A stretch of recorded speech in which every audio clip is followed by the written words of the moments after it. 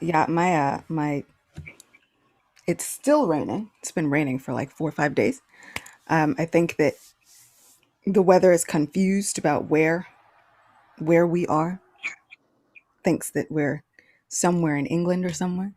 But so with that said, somehow my internet gets a little bit spotty depending upon how long it's been raining and how much it's been raining. But we're gonna hope that today, fingers crossed, everything continues to go smoothly. So now we're live.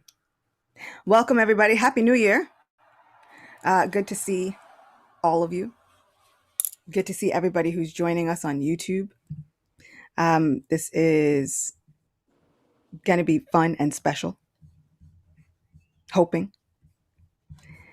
And let's see here. Yeah. Okay.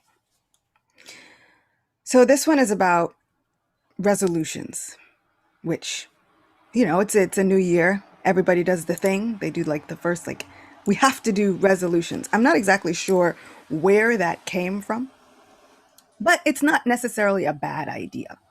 This idea of rededicating ourselves to something that we hold dear, something that we think is important. And for me, that is always like love with a capital L. Now, if you know me for longer than 5 seconds, I write a lot about it. It's kind of in every post. Like, stand love, folks. What does that? What does that mean? This kind of became something I told myself very often. I started having this inner dialogue where I started reminding myself, you know what? I'm a person who's in love. And what does that actually mean to be like in love? What is that like situated in love with a capital L?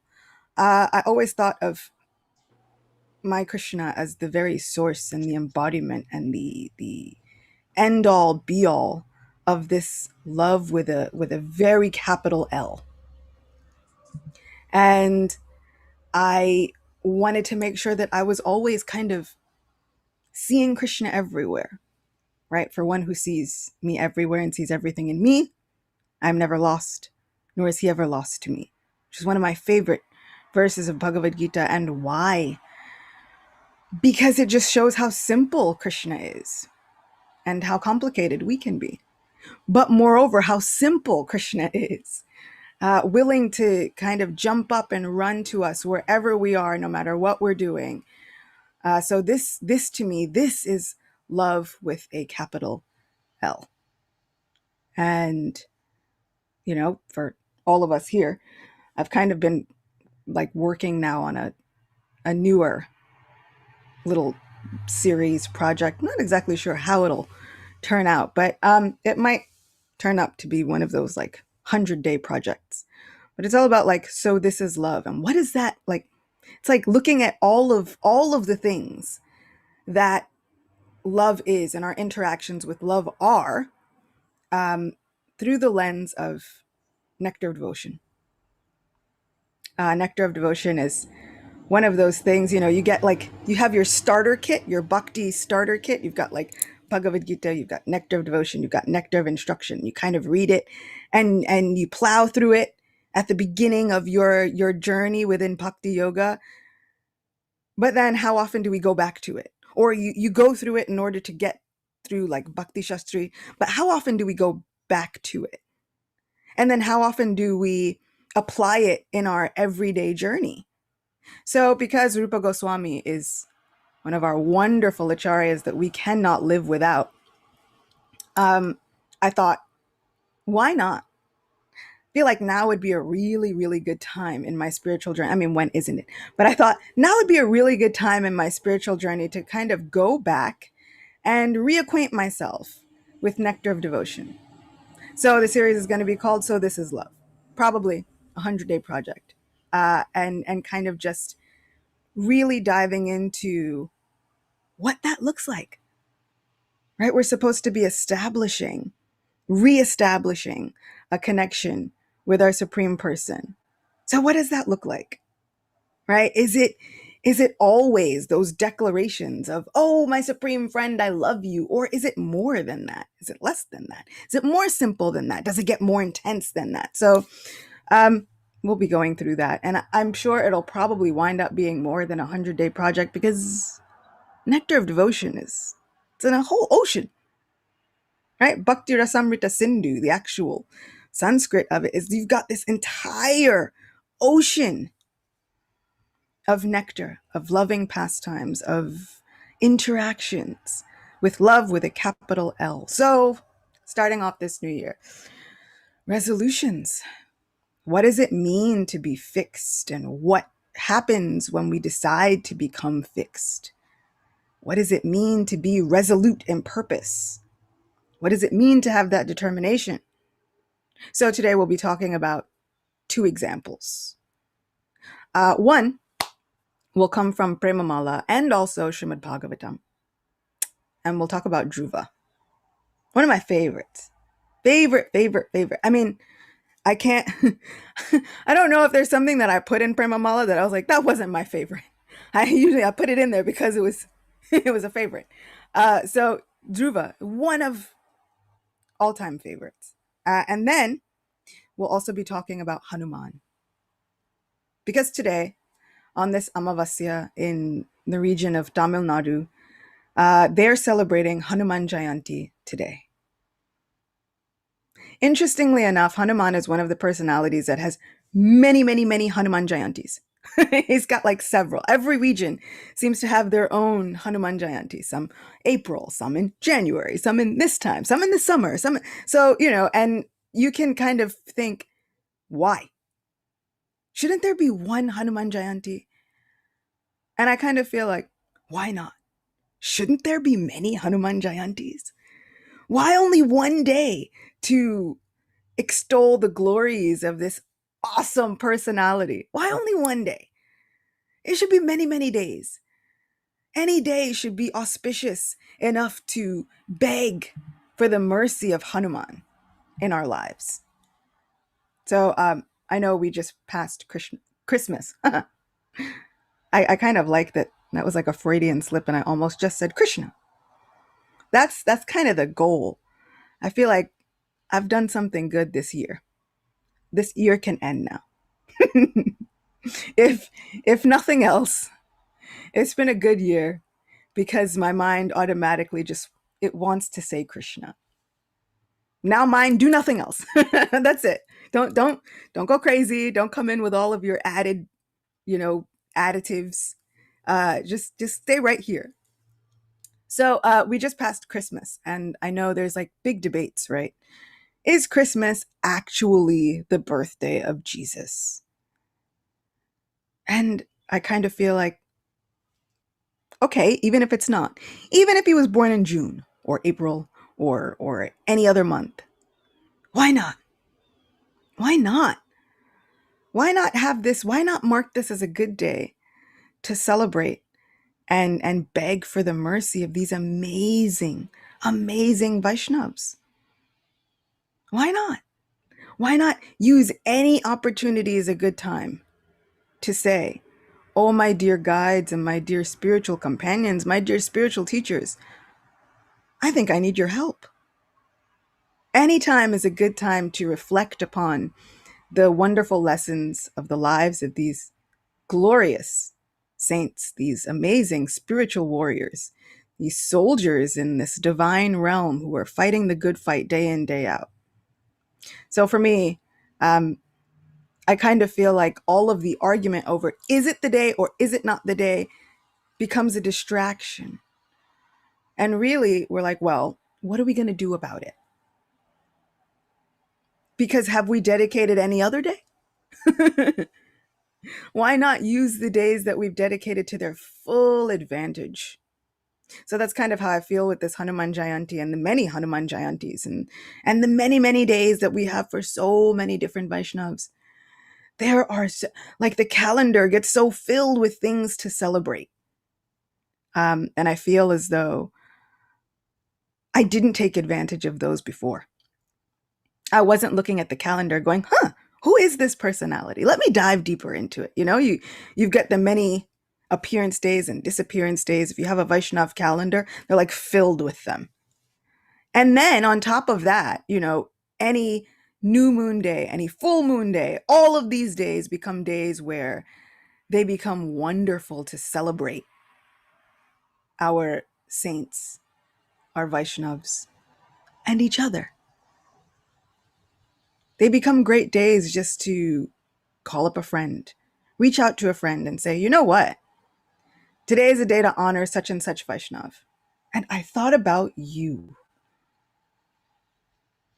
For me, it becomes kind of easy because I get to go live and I don't have to individually send out texts because that would be really difficult for me. But I get to say, on this day, I thought about all of you. So today is an Amavasya, a new moon, a day for setting intentions, a day for honoring this cycle of the moon, which we can now dedicate ourselves to reacquainting our minds with the many blessings that we are calling forth into our lives. We can often feel as though it gets to sound really new agey. But why not? Why not sound new agey? Why not sound mystical? Why not embrace all of these mystical practices? Bhakti is a mystical process. We cannot say that, okay, we're trying to get reacquainted with love and the actual goal, right, is to have all of these wonderful changes come upon us. Hair standing on end, tears flowing from our eyes, trembling once we hear about the object of our devotion and the object of our love. That sounds pretty mystical, right? The object is to then be able to see wonderful, auspicious omens. It's pretty mystical. Following in the footsteps of these gopis who were quite intelligent and learned in palmistry and artistry and finding all of these different omens in the sky and on the land. This is mystical. We are embarking on a mystic process. Shri Krishna is master of all mystics. Why not let it sound new agey? We tend to mark our lives by the passing phases of the moon. We have Ekadashis. We have all of these various dates, these tithis, right, where we honor each other, Vaishnavs, our supreme best friend, all of them marked by the passing of the moon. Let it sound new agey. Let's embrace that to the fullest extent. So on this new moon, I thought, what better way to set intentions? What better way to reacquaint myself with all of the possibilities, which are unlimited when we engage with Sri Krishna? What better way than to come with all of you and say, you know what? I thought about all of you today. You all are in my heart this day. Why not come together and pray for one another? Pray for ourselves. Pray for others. So that's what this session is going to be all about. And we're going to try and steamroll through it as much as possible, because that's a lot of ground to cover. Even just one or the other personality could take up session upon session upon session. But now we have two of them, Dhruva and Hanuman. Let's see how fast or how well we can pack in all of this nectar till we're full up to the neck for this new year. So, of course, setting intentions and resolutions on love. Why Dhruva? Because his very name means fixed. His very name means he is determined. Determined clearly from a very young age.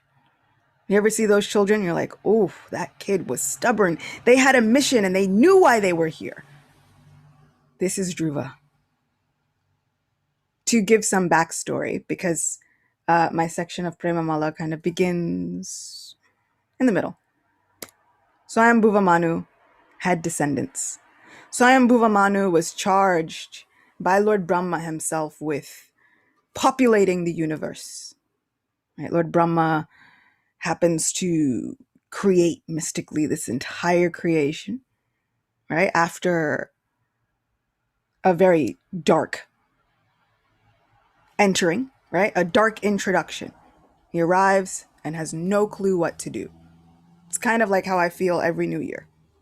It's like winter and it's really dark and I have no clue what I'm doing. And then he gets the communique from within to do tapasya. After doing said tapasya, he is awakened to all of his potential, all of what he has to do by the sound of the very flute of Sri Krishna. How awesome is that? Music is kind of just the the the goal of our existence now. So he's awakened to all that he must do by the sound of Sri Krishna's flute, by the sound of the Gayatri mantras, all of the above.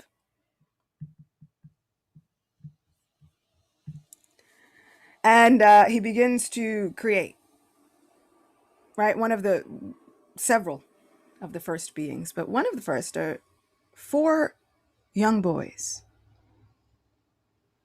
And he says, okay, now that we've got this, we need people. Create people.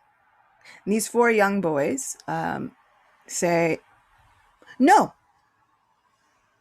So, we get the very beginning of children not listening to their parents. They say, absolutely not. You know what? We've understood that the essence of this entire existence is to get closer and closer to Krishna. And somehow I feel like anything else would drag me away. And since we don't want to get dragged away, we're not going to have any families. And not only are we not going to have any families, we're not even going to get entangled with anything. We're going to stay looking 5 years old our entire existence. Lord Brahma is quite upset. From that moment of being upset, we get the creation of Lord Shiva. Or Rudra as it stands, because Sadashiva was already being. But that's a much longer story. But so we have the creation of Rudradev. Right? We have all these Rudras, and this Rudra is so named because he emerges and he begins crying and he won't stop wailing. This sound is coming from all over, and we've spoken about this before. And so Lord Brahma names him Rudra, and he says, stop, what? There's no need for this. You can soothe your heart through meditation on the Supreme Person. But now he still has this problem that there's no creation. There's no people. So he has Prajapatis, progenitors that he creates. Daksha is one. Many of the Saptarishis, the 7 celestial sages, are others. And we have Swayambhuva Manu. Manu, or Manusha, often refers to humankind. So Swayambhuva Manu, this Manu is the ideal, this epitome, this first being.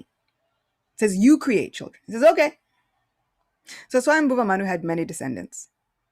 Among them is the father of Dhruva, Maharaj Uttanapad. And Maharaj Uttanapad has 2 wives, Suniti and Suruchi. These 2 wives have children, Dhruva and Uttam. Dhruva is the eldest. Uttam is the younger. And that's about as much backstory as we need. One day, Dhruva walks into the assembly hall and he sees his father and Uttam, and he immediately, as a 5-year-old would want to do, wants to climb onto his father's lap. Anybody who's seen a small child, they see the parent, father or mother, but they see the parent and that's all they needed in their day. Runs to go and sit on his father's lap. And he's rejected. And this is where we find ourselves within our story today. So, coming from the pages of Premamala, it's a book. I wrote it. This is from a section called Pole Star Prince. And it's called Fixed, named after Dhruva himself. And because, I can't live without background music.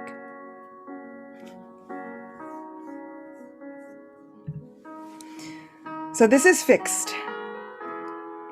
5-year-old Dhruva looked into the eyes of his father, his younger brother, and his stepmother. There was nothing but quiet in the great hall, and it seemed that not even the heavy curtains hanging from the large latticed windows dared to make a sound in the breeze. Just as all sound had stopped, so had Dhruva's breathing. Deep within the quiet, Dhruva swore he could hear something breaking. Whether it was his previous perception of his life or his heart, he wasn't sure, but he felt shattered. He had to leave quickly. He promised himself that he wouldn't let them see the tears, and he was gone before the first of them could fall.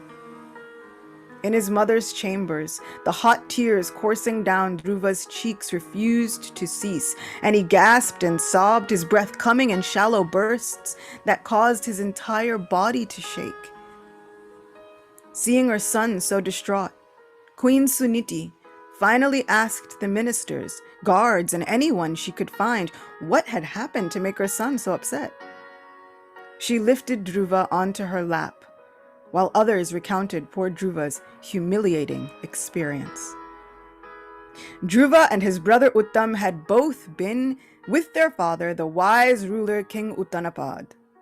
Uttam had been lifted onto his father's lap, and Dhruva, eager for the same affection, scrambled to climb up onto his father's lap as well.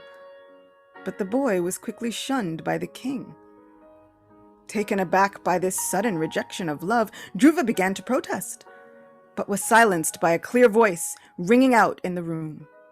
"Dhruva, my dear boy, your attempt is futile. Your desires were doomed to failure, like flower buds plucked too soon. What you desire can never be. You see, you have no claim to the lap of your father, what to speak of the throne. Pity that you were not born my son. Suruchi, the second and favorite wife of the king, looked down at Dhruva from where she stood watching the entire scene. Dhruva couldn't understand what she was saying. All he knew was that he wanted to sit with his father and brother, and he had somehow been denied. He looked down for a moment before her voice pulled his attention once again. "Sadly, all hope for you this time around is lost. If you want your father's affection, the throne, any of this that you see, you should go worship the Supreme Lord Vishnu. And on that day, when he stands before you in all of his glory and urges you to ask a boon from him, you should have the desire to give up your life and take another birth from a mother more fortunate, someone like me." With pride rippling off of her in waves, Suruchi lifted her shoulders up and back, pleased with her own good fortune and drunk on the affection of the king. There was the gleam in her eye as though the thought of young Dhruva giving up his present body was giving the queen immense joy. Dhruva stood waiting for his father to come to his defense for as long as he could, before he ran to the safety of his mother's arms. Yikes. I mean, really. It's much like you ever see The Lion King and you get Simba and Scar. And Scar has this long conversation with Simba about how he's not really fit for the throne. Not really ready. About how his father's been holding him back this entire time. And you think, who would say this to a little child? This is Suruchi telling a 5-year-old, your biggest aspiration should be to go and worship the supreme person. Which is good advice. But what's the goal? The goal should be that you should kill yourself and your very existence, and then seek to be born from someone fortunate like me. You'll never get the throne, nor will you ever get your father's affection. And why? Your only disqualification is that you are not born from someone more fortunate like me. How many times have we been told about our very own limitations? Limitations that we have no control over. How can you think that you'll ever amount to anything wonderful within the realm of bhakti or otherwise? You've been born in whatever body. You've been born in whatever geographical situation. You've been born with whatever wealth or lacking such wealth. You've been born with whatever karma.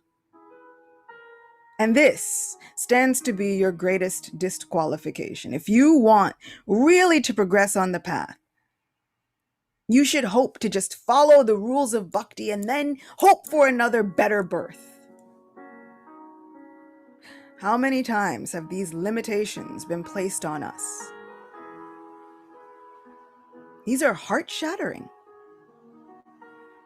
It's completely defeating, demoralizing.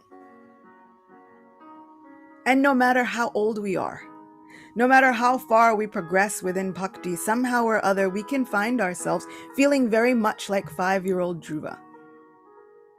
Our hearts shattered. Our determination gone. So what can we do? Who do we go and run and cry to? Hopefully, I hope and pray that for all of us, there is one person that we can run and cry to. Whether it's Sri Krishna, whether it's Srimati Radharani, whether there is one person in our community of devotees that we feel really understands us. Whether it is our guru, whether it is another person that we can just accept as a compassionate soul that can really understand us. Who can we run to when those moments get too much for us? Because that's natural.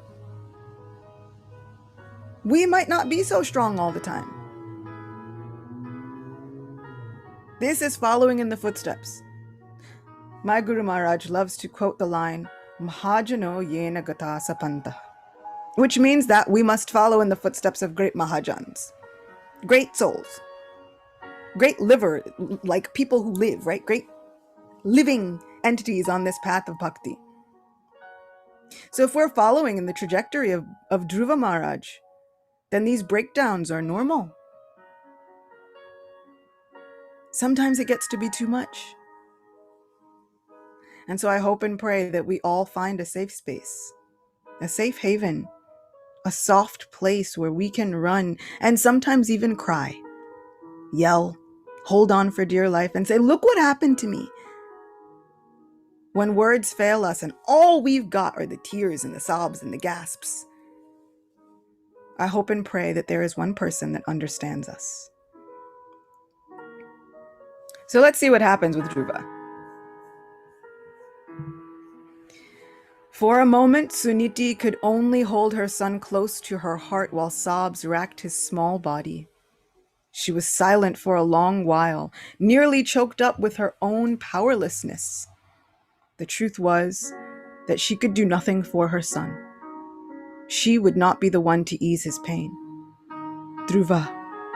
She lifted his chin and took in his large, tear-filled eyes that looked so much like her own. I know you are angry. I know. But do not let that anger rule you. Everyone has to suffer the results of their own misdeeds. We cannot blame this cruelty on anyone other than ourselves. Who knows what impious behavior from any of our previous lives has warranted these insults heaped upon both you and me. The unfortunate reality is that you will never be treated like Uttam. I am not the king's favorite. That honor and all the prestige that goes along with it belongs to your mother, Suruchi. As the word mother left her lips, Dhruva's eyes snapped up to hers, spitting fire and indignation. She spared him a small, sad smile. Yes, Dhruva, she is still your mother also. The queen is right. I cannot help you. As long as you are connected with me, you run the risk of being rejected by your father. I myself have suffered rejection at his hands. But if you connect yourself with the Supreme Lord, you can never be rejected by anyone. Why preach all of this philosophy to a 5-year-old? She begins with, "Oh, Dhruva, don't wish ill on anyone. Oh, Dhruva, this is all due to the reactions of our past misdeeds." He's 5, right? Honestly speaking, is he really going to understand all of this? Really, Dhruva just wants what he wants. I have kind of come to think that maybe those moments of philosophy were not for Dhruva. They were for herself. Sometimes when we see our people, especially children, when the child comes to you and they're saying, "So-and-so is being mean to me and I can't take it, and what's happening?" You hold them close, and the rage that builds up within you as a parent is so fierce. And when you can't do anything about it, how do we console ourselves? When we see our people, when they come to us and they say, "So-and-so has told us that we'll never advance in bhakti, we'll never be anything," sometimes the rage is very real. And I have to remind myself, okay, I have no power to smite whoever said it. I don't even have the power to say whether they will be blessed or not in their life. I am not in control of any of it. But somehow, in order to quell that powerlessness, what I can do is remind myself that there are greater forces at work here. We've seen it with Kunti Devi. We've seen it with Draupadi. Anyone who has had to console someone else, they start to remind themselves that, okay, there are greater powers at work here. And rather than dwelling on the revenge and all of these things, right? Rather than getting distracted, all we have is, what can we do with our present circumstances now? What can we do with it?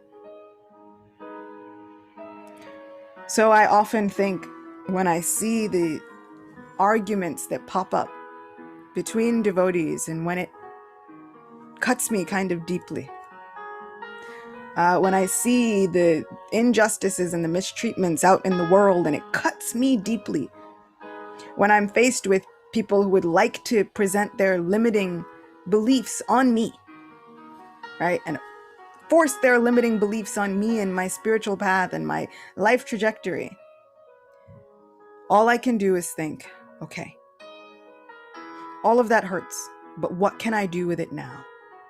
What can I do about it now? And in every moment, we are given a choice.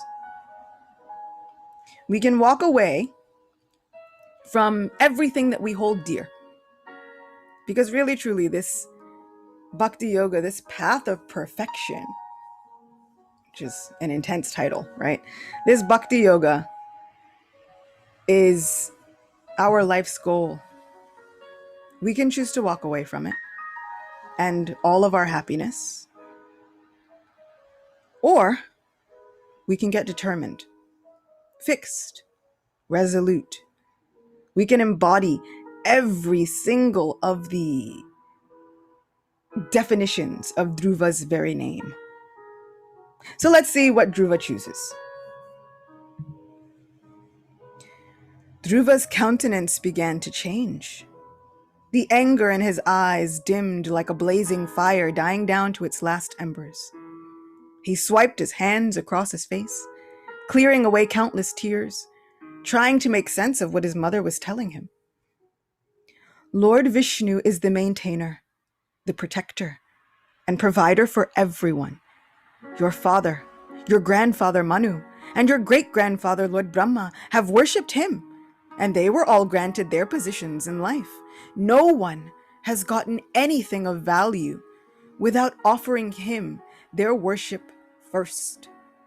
If you feel as though you want the rights to your father's lap, I cannot give them to you, but the Supreme Lord can give anyone anything. It is to him that you should speak about your plight. Sparks of hope flared in the boy's eyes. Where can I find him, mother? How can I pray to him? Suniti smiled at her son's determination.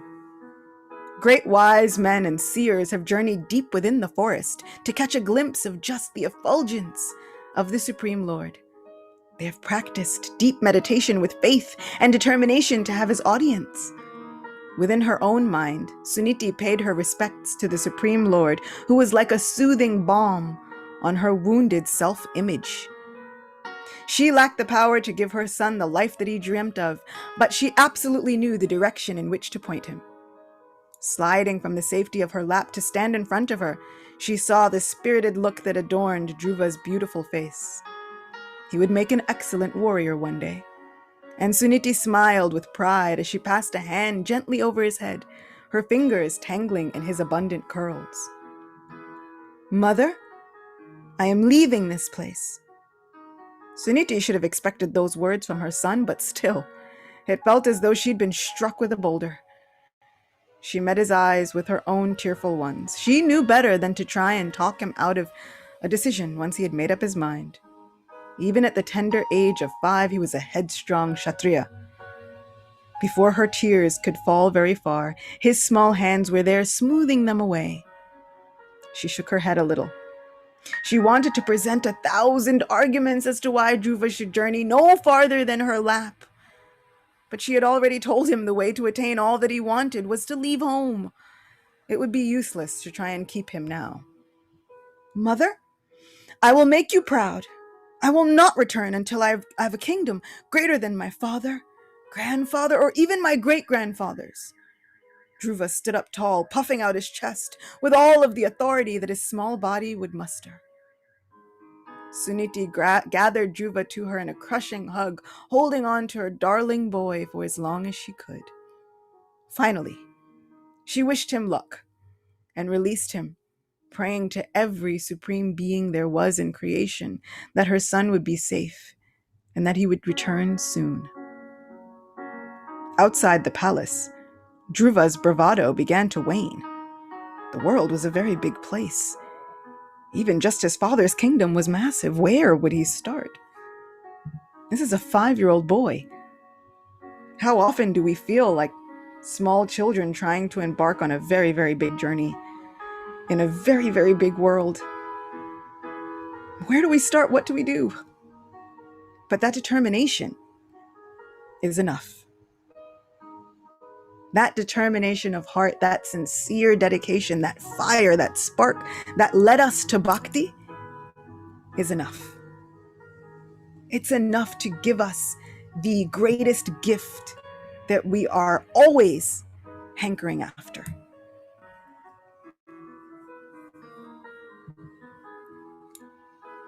So, his mother had said to journey to the forest to find the Lord, but how would he call on him? Which forest was he supposed to go to, and how long would it take him to get there? With numerous thoughts clouding his mind, Dhruva took a deep breath and walked further from the high walls of the palace complex. He was leaving the safety of his parents for the first time. He was only 5. I know 5-year-olds who can't even speak properly. Dhruva was now going to journey out into the great wide world on his own. He had just barely been allowed outside of the palace gates, and even then never alone. He could feel the pressure of solitude weighing on his small shoulders. He felt the imposing task so deeply that when he heard his name called, he jumped, startled at having another's company. He whirled, eager to see who had been following him. The sage, Narada Muni, stood appraising Dhruva with a look that the young boy couldn't quite read. The sage was famous. He could travel all over creation at will, and he knew everything. Dhruva calmed, knowing for certain that if anyone could tell him how to achieve his goals, it would be this great wise man. Dhruva pressed his hands together in respect and bowed low in salutation to the sage. He rose again after receiving the Muni's blessing for a long life filled with determination and victory in all of Dhruva's pursuits. "Dhruva, my boy, what are you doing out here so far away from the palace all alone?" The sage gave Dhruva a kind smile and stepped closer. Dhruva lifted his face to look up at the sage before he answered. "I'm going to find the Supreme Lord. My mother told me that he is the only one who is able to help me, so I must find him." Narada nodded sagely. The Supreme Lord is not easy to find. Great yogis and ascetics practiced the most severe kinds of meditation for years just to catch a glimpse of his effulgence. This is no task for a young boy. Why don't you go home and play? Your mission can be accomplished at some later time in life. Narada smiled at Dhruva, his eyes gentle and protective. Dhruva felt the sting of Mother Suruchi's words rush back all at once, and his eyes fell to the road beneath his feet. He dug his toe of his richly embroidered shoe into the dirt path before him and clenched his teeth so that he wouldn't say anything rude to the sage. Speak freely. Narada's command was enough to free the tight lock that Dhruva had placed on his lips. I need a kingdom. I need a kingdom greater than my father's, my grandfather's, or even my great-grandfather's. His eyes grew large with each aspiration until they looked like two twin moons staring at the sage. Surely there are other ways to achieve a kingdom. Narada was quick with his reply, but Dhruva was equally as prompt. Not for me. Dhruva trained his eyes on the ground and refused to meet Narada's clear and knowing gaze. My mother has been insulted, and me along with her. The queen, Suruchi, she said so many horrible things. Perhaps others would be able to find some peace in your advice to wait until I am older. But my heart has been pierced by the queen's words, and I cannot turn back. Dhruva took deep, heavy breaths in an attempt to check his emotions. So sometimes we kind of wonder how, right? We hear Queen Kunti asking for calamities. We hear so many people asking for these different obstacles. Why? How? These are the catalysts for our move toward greatness. Sometimes those insults burn within us so deeply that we never forget them. We often hear, and in the words of my own Guru Maharaj, we often hear that the mark of a true Vaishnava is that they never forget the good that someone has done for them, and they forget the insults. While regular people never forget the insults that have been done to them, and they forget the good things. How do we reconcile these two? Where a Vaishnava is seen now to always remember the good and just forget the bad. We can somehow forget the actual words someone has used. But there's a feeling, there's an impression that's left on us. Those impressions go so deeply that we can carry them with us on our souls throughout lifetimes. Right? How do we make sense of these impressions, which are called sankalpas? We have negative and positive ones. So Dhruva now had this negative sankalpa impressed upon his very being, his soul, his heart, where someone had angered him, insulted him so much, told him that he could not do something. Now he was determined to do it to the utmost. Let those moments where we have been so deeply burned by those negative sankalpas spur us toward greatness. Let them push us toward the lotus feet of our Supreme Lord. And somehow in that, we'll start to see how we forget all of the insults. And even if we forget the insults, we can let go of carrying the burden of the insult. But sometimes still, we remember where our safe spaces are and where some spaces are unsafe. Right? Our Lord does not require us to become a doormat. Our Lord does not require us to intentionally put ourselves in the way of people who wish to demean us and insult us and abuse us. That's not necessary. But we can release the burden of holding on to those insults. And we'll find out why and how. But it all starts with running to the lotus feet of the Supreme Person.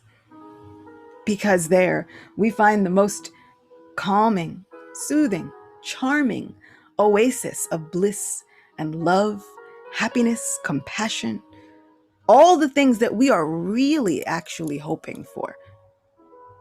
Because was Dhruva hoping for a kingdom? Outwardly, externally, he says, I want a kingdom. What does he want? Love and acceptance. He wants compassion. He wants the sweet embrace of his parents. He wants affection. So now we'll find out how he is able to get the supreme most affection, and how this is able to curb all of those other desires. So when we think, right, there's so many desires that we want. When we think, oh my God, all of these desires are grabbing at us, and that insult is grabbing at us, all these things, what is it that we're really hoping for? When we think, oh, I want $1 million. What do we really want? Do you want the $1 million? Usually we want security, right? We want security. We want to be free of that anxiety of wondering, how will I make this work for myself and my loved ones? We want the luxury. And when we get in touch with really what is luxury, is it just expensive things that we want?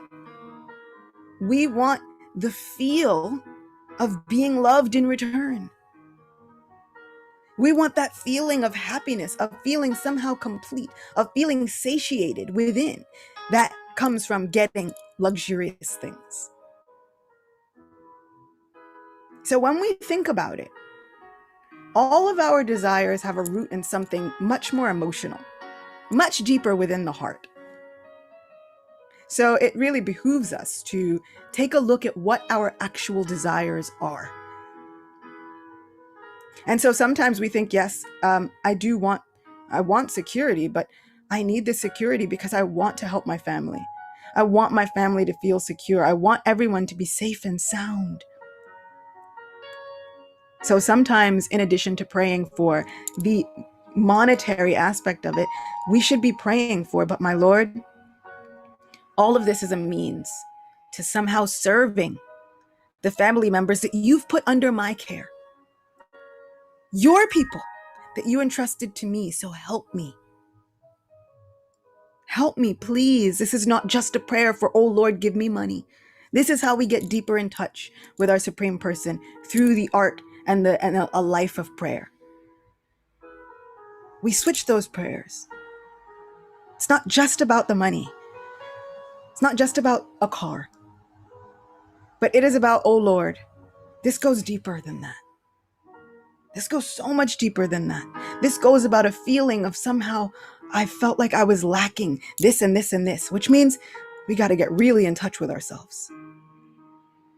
To sit there and really look within our hearts and say, my Lord, I've been feeling like I've been lacking.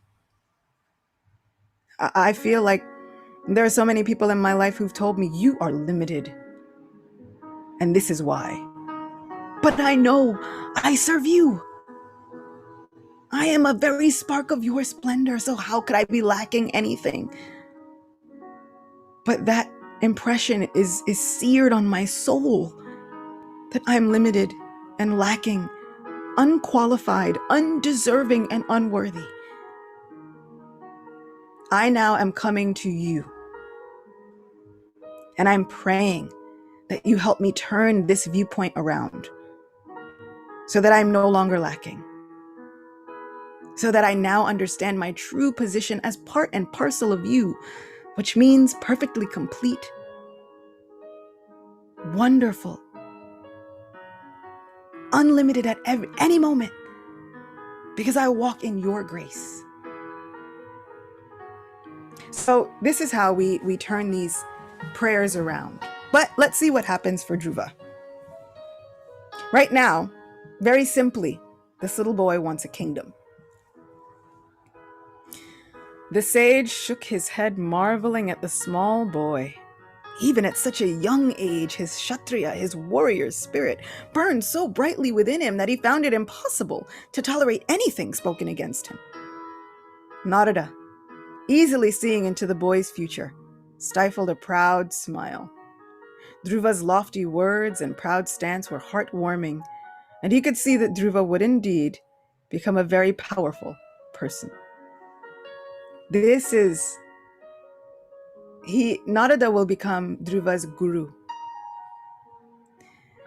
We should all hope for this, that our spiritual teachers and our gurus can look at us, look at our determination of heart, see into our future on our spiritual paths and smile with pride, thinking, this student of mine will become a very powerful person. It doesn't take anything other than determination of heart. It doesn't take money. It doesn't take unlimited resources. We already have them. I just hope that my own guru, my spiritual teacher, will look at me, look into my future, and smile with pride, thinking, one day, this seeker, this beautiful person, they're going to make it happen. They will be an example for eons to come, millenniums, about what is possible when faith and love in our Supreme Person is paired with determination of heart. Each one of us has this very, very, very, very, very, very intense ability. Every single one of us has this potential. Dhruva continued, "O great seer, if you want to help me, then please tell me the correct method for me. I desire the greatest position in all of creation, a position which has not even been acquired by my great-grandfather, Lord Brahma, the creator of all the worlds. You are the son of Lord Brahma, and you can travel throughout creation at will. Surely you can help me." Behind Dhruva's words, Narada could hear the child's heart. He had been deeply wounded, and that pain still showed in his eyes when he raised them to make his plea. Narada nodded, pleased with Dhruva's determination and faith. "Your mother Sunuti is correct. The one who can fulfill all of your desires and help you is the Supreme Lord, Vasudeva. If you worship him with your mind completely concentrated on him, then you will be sure to achieve your goal. For if there is anything in this creation that one desires, the only one who can help them is the Supreme Lord." Dhruva's face brightened and hope flared in his eyes like a stoked flame. Narada chuckled, since the boy was clearly hungry for much more information than his mother had already given him.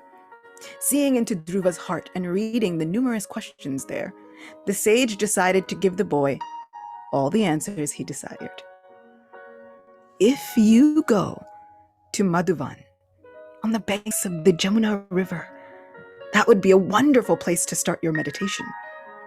After bathing in that sacred river and completing the necessary prayers, you should make yourself a seat and sit on it with your body straight and tall." Narada glanced down at the boy who was hanging on his every word. Dhruva seemed to be absorbing the instructions even as quickly as the sage could speak them. Even at the mention of his posture, Dhruva stood up that much taller. "Meditate on the Lord of your heart and serve him all the best that your mind can offer. The Supreme Lord is always ready to give mercy to those who seek him out for shelter. His face is completely filled with bliss, and he has the most beautiful features. His eyes are like two fully bloomed lotus petals. His forehead is broad like a half moon. His smile is charming for the heart, and his eyebrows are incredibly graceful. He is even more beautiful than a host of demigods. He is a complete ocean of mercy. His eyes and lips are both tinged with a reddish hue, the color of lotuses that have been coaxed open by the rising sun. All of his limbs are attractive and youthful, and he is the shelter of all surrendered souls. He is dark like the pre-dawn sky, and his many jewels seem to be like glittering stars in the midnight sky of his deep, swarthy complexion. He has a garland draped around his neck that reaches all the way down to his knees. He has 4 hands, and in them he constantly holds his disc, conch shell, club, and lotus flower. A golden crown sits atop his head with its glorious halo of bluish black curls that curve and frame his enchanting face. Around his neck hangs the famed Kostuba jewel, and yellow silken cloth makes him look as though he is a dark cloud struck through with lightning. This Supreme Lord Sri Vasudev, with his tinkling ankle bells, is a joy for the mind to behold, and he is pleasing to see. He enters into the lotus of the heart of the devotee with his 2 lotus feet that shine with their pearlescent toenails, and he situates himself deep within the core of the living entity.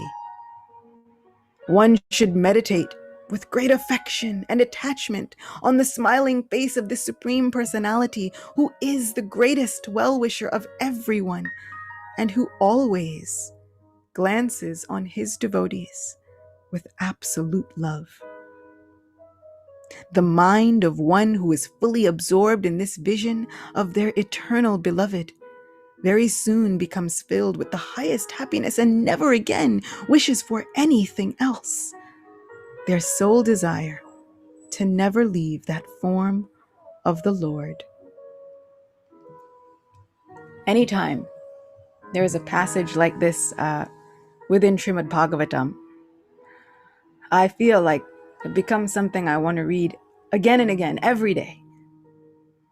Thinking of our Supreme Person, who walks with his very own lotus feet, situates himself within the lotus, in the heart of every single living entity. This is our greatest fortune. What more could we wish for? And astoundingly, the Lord is already there. We didn't need anybody else to tell us. 11:11, by the way, on my New York clock. So we get wishes and blessings for all of us. But we didn't even need anyone else to tell us. So when we are faced with the people who tell us, who are you to love Krishna?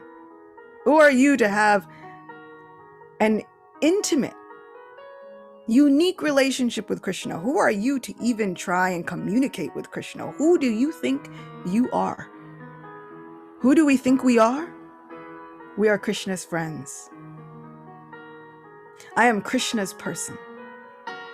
And my Supreme Beloved has made his place within my heart from time immemorial. And there is nothing that anyone could ever say or do that will ever change the nature of that relationship. Who am I? I am Krishna's eternal person. I have been adorned with the title of Das or Dasi. What does this really mean? Sometimes we get hung up on the fact that it means servant, and we think lesser than, right? But what does this Das or Dasi actually mean? It means, oh my friend, oh my beloved Lord, I submit myself to you completely. I read recently the definition of the word namaha. Means the same.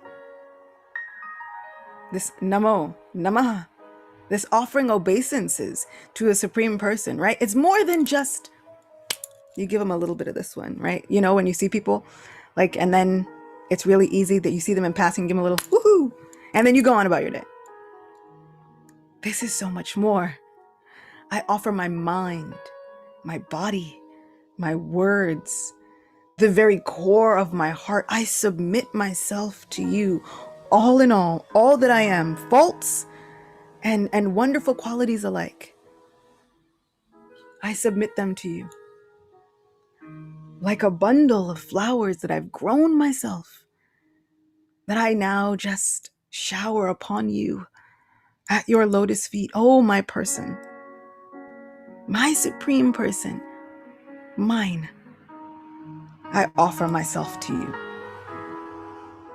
So who am I? Govinda Dasi for sure. Who am I to have a relationship with my Supreme Person? We've had this relationship since longer than anyone could ever imagine. Once, once upon a time, I was having a friendly like argument. There's like me and one of my best friends, and then there was a whole group of new friends, and they were kind of lovingly making jokes at my friend's expense. And they were saying, I don't really think you're that great of a person. Like you're all talk and all bravado, right? It's all ego, and behind that, just this like scared little person.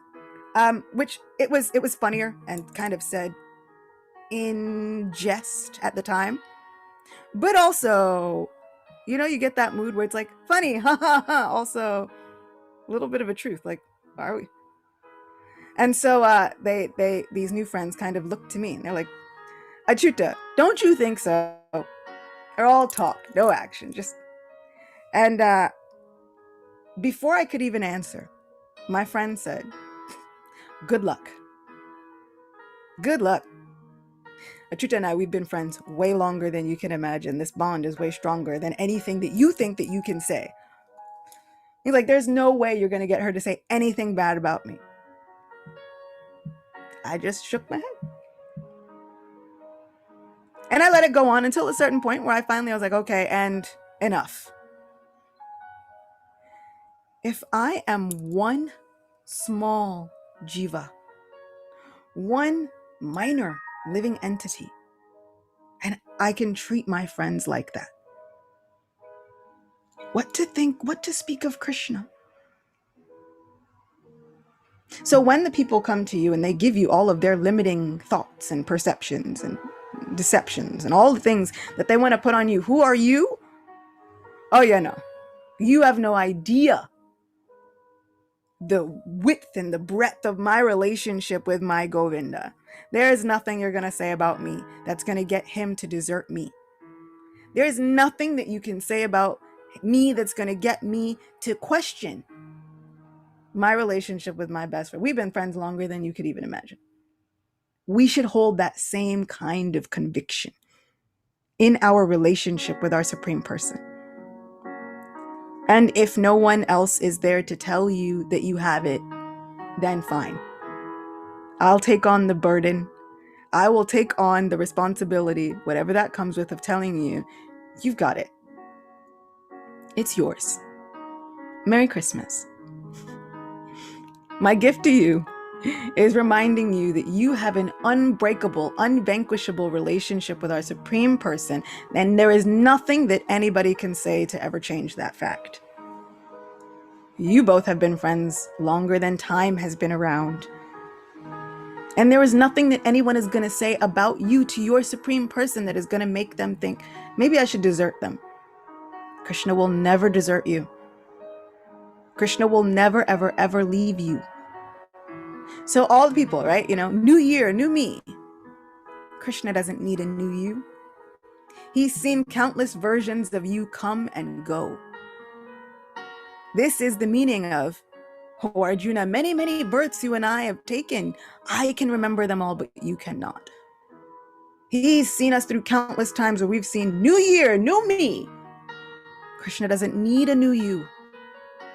He just needs you as you are. Perfectly being you. Perfectly just connecting with him. So if we gather a midway resolution, it hopefully, and this is mine, midway through this story of Dhruva, my resolution is just to be me. Authentically, sincerely, flaws and all, trying to get over the flaws, trying to cultivate more of those greater qualities. And why? Not because I want to be a show off, not because I want to say, look how great I am, but because I want to be a better friend to Krishna. I have kind of said, given a lot of lip service, I promise I'll surrender. And then I go and do everything else. I promise I'll come talk to you. And then I go and do everything else. I promise I'll call, and then I don't. I want to get over the flaws and cultivate greater qualities, not for anybody else, but just so that I can be a better friend to Krishna. Determined enough just to say, that if I said I'll call, then I will. And I might not be able to do that with everybody, but I can start with Krishna. So 1, who are you? You're Krishna's friend. Don't let anybody tell you any differently. And who is there to say that you have a relationship with Krishna? Krishna himself. If anybody has a problem with that, they can go take it up with God. But the conversation with you is over. I didn't start the relationship. It's not mine to argue. It's a God thing. Talk to him. And what can our resolution be? It can be as simple as this year, new year, and I'm going to be just me. To the greatest of my ability, I'm going to be me. Which means if you're a bookworm, be a bookworm. There are unlimited stories that we could read and research and find out about Krishna. If you're a person who likes audiobooks better, be an audiobookworm. Find those podcasts that speak about all of these incredible pastimes. Indradyumna Maharaj and all of his lectures are on Spotify, and that alone has hundreds of hours of listening pleasure. Radhanath Swami is on Spotify, which, wow, I kind of recently found out about it, and I was like, why didn't I know about this before? I just never looked. How many times are we just never looking? Let's look for Krishna in 2022. So that can be an easy resolution. I'm just going to be me, trying to look for you more. Okay, let's see what else happens. We've got more to go. Narada allowed his eyes to flutter closed, momentarily lost in his vision of the Lord of his heart. He could see his Lord just as clearly as if he had been in his presence, and the feeling was always overwhelming. Pulling himself back to the present, Narada looked down at Dhruva, who was staring at the sage in rapt attention, drinking in his every word and awaiting further instruction. Narada smiled encouragingly, seeing a familiar look in the young boy's eyes. It was the look of a starving heart. He had once had that same hunger to attain the supreme. Narada bent toward the young boy and looked around them conspiratorially, until Dhruva also looked around, eager to know what the big secret was. Young prince, I shall now teach you the highest secret mantra. I will chant it in your right ear. This wonderful incantation will fulfill your heart's desire. You can perform all of your worship with the strength of this divine mantra. Are you ready?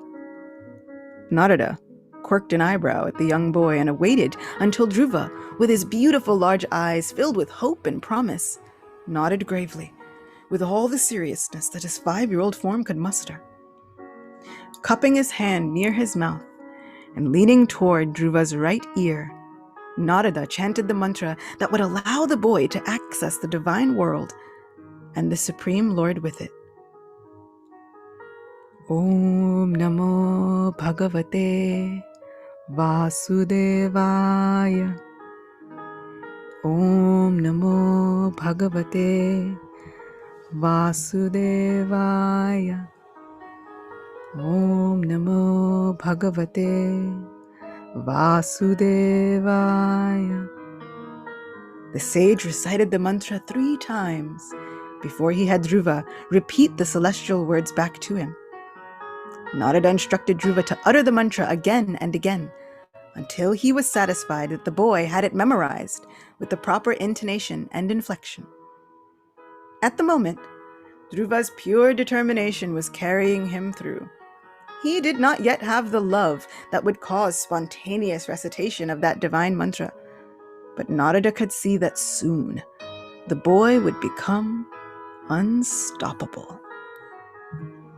Any of us who have received any mantras, the Hare Krishna Maha Mantra, Gayatri mantras, any of the above, we should understand that these mantras have the power and the ability to grant us all our desires and more.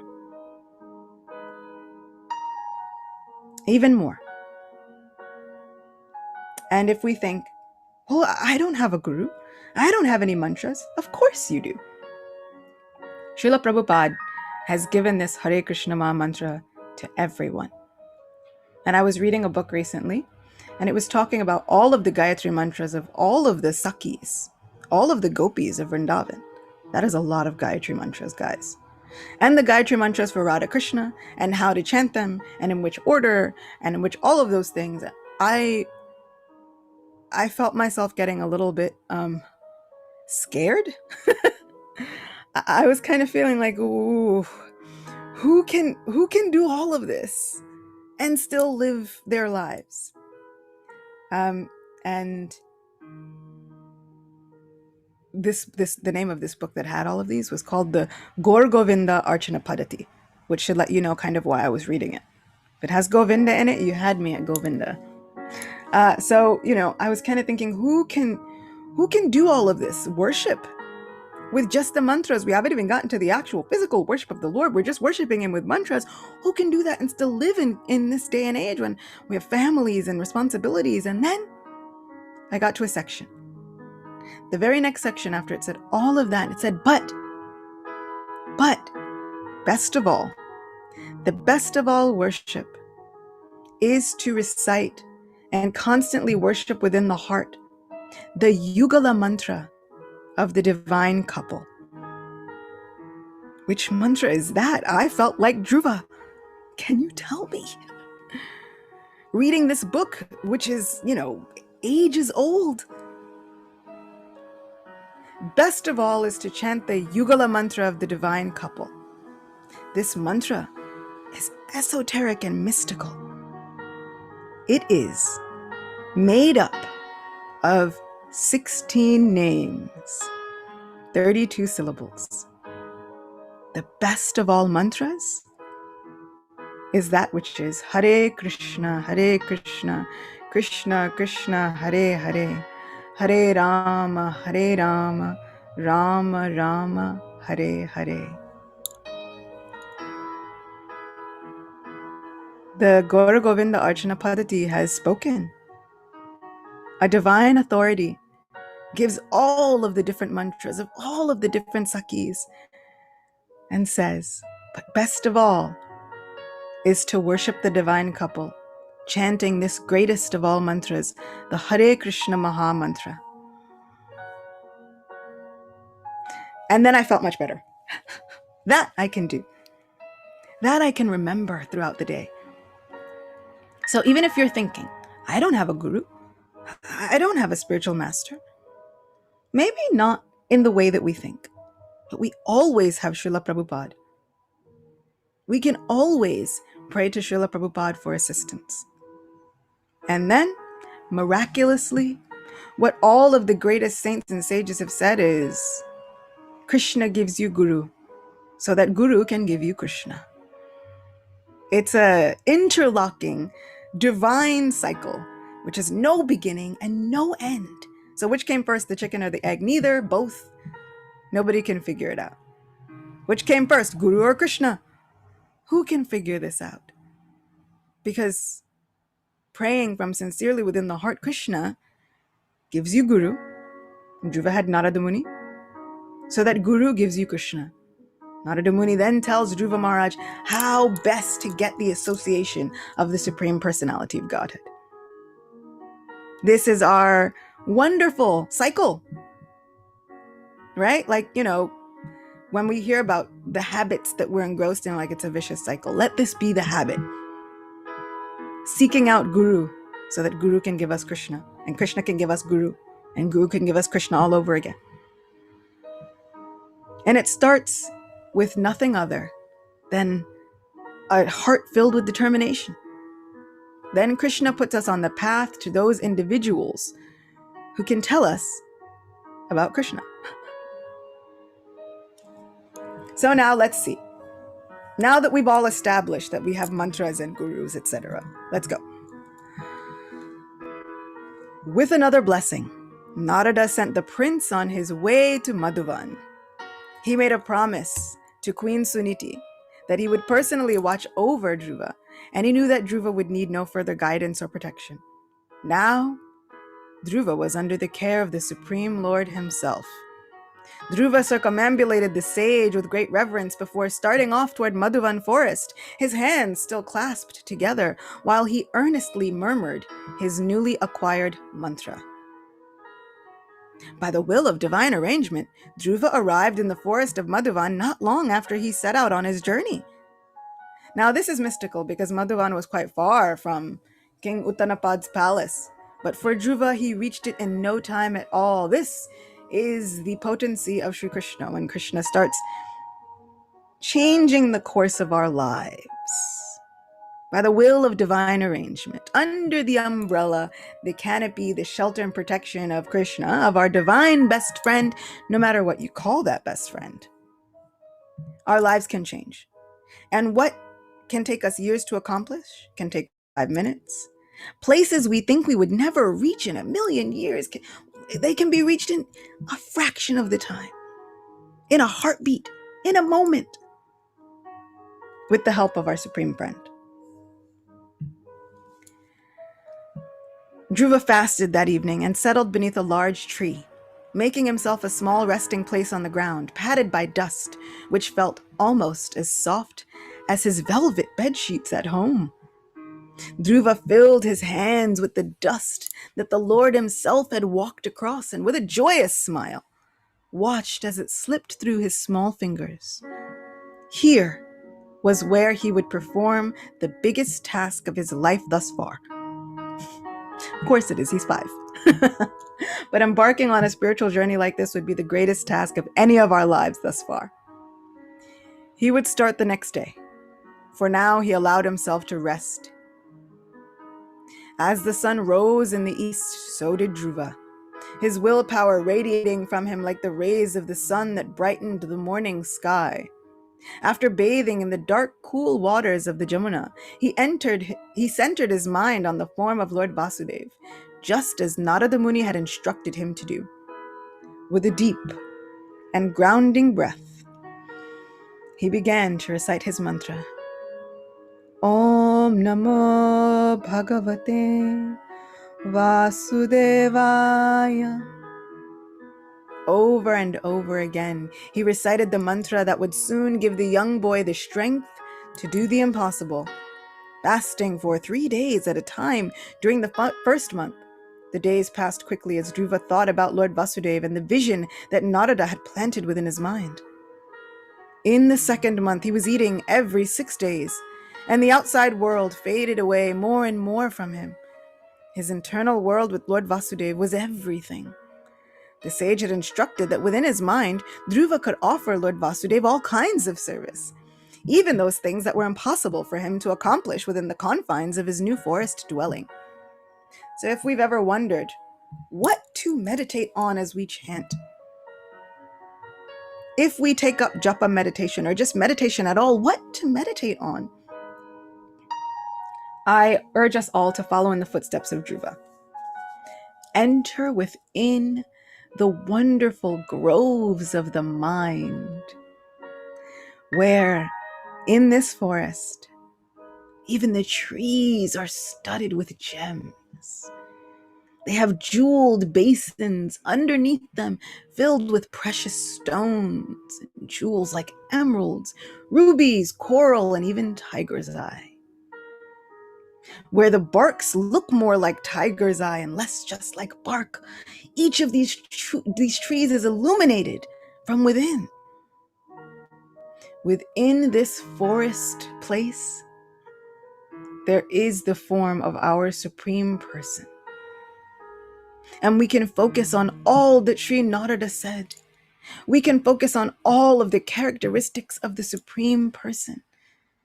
The Lord's face is perpetually very beautiful and pleasing in attitude.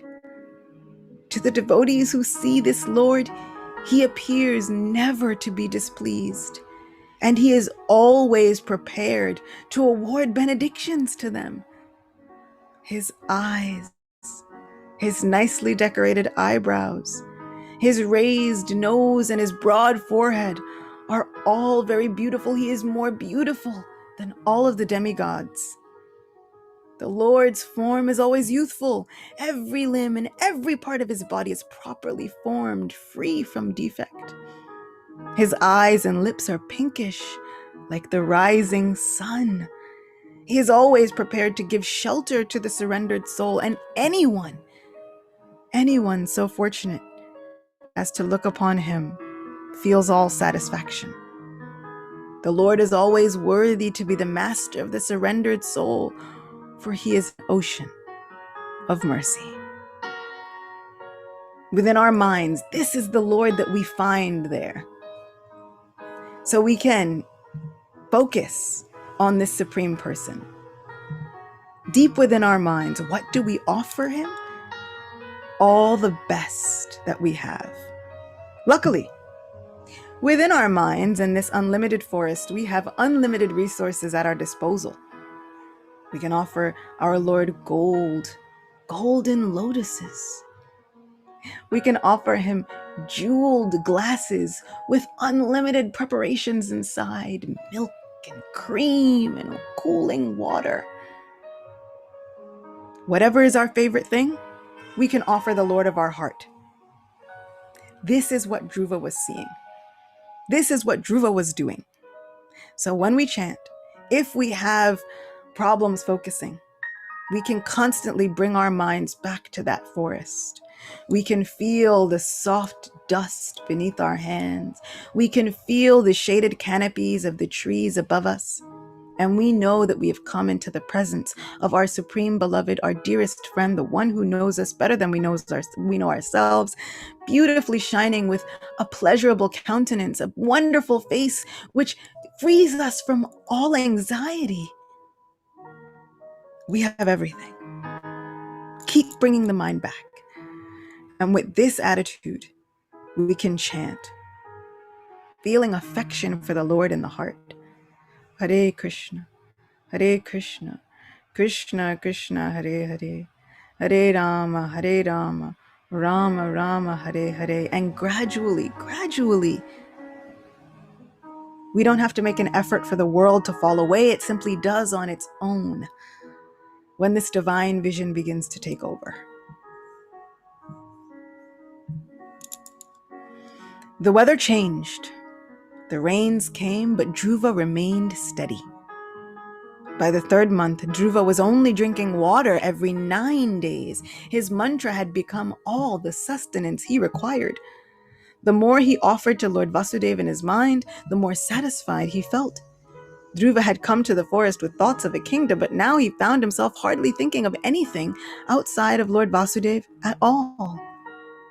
In the fourth month, Dhruva was becoming a master at controlling his life air.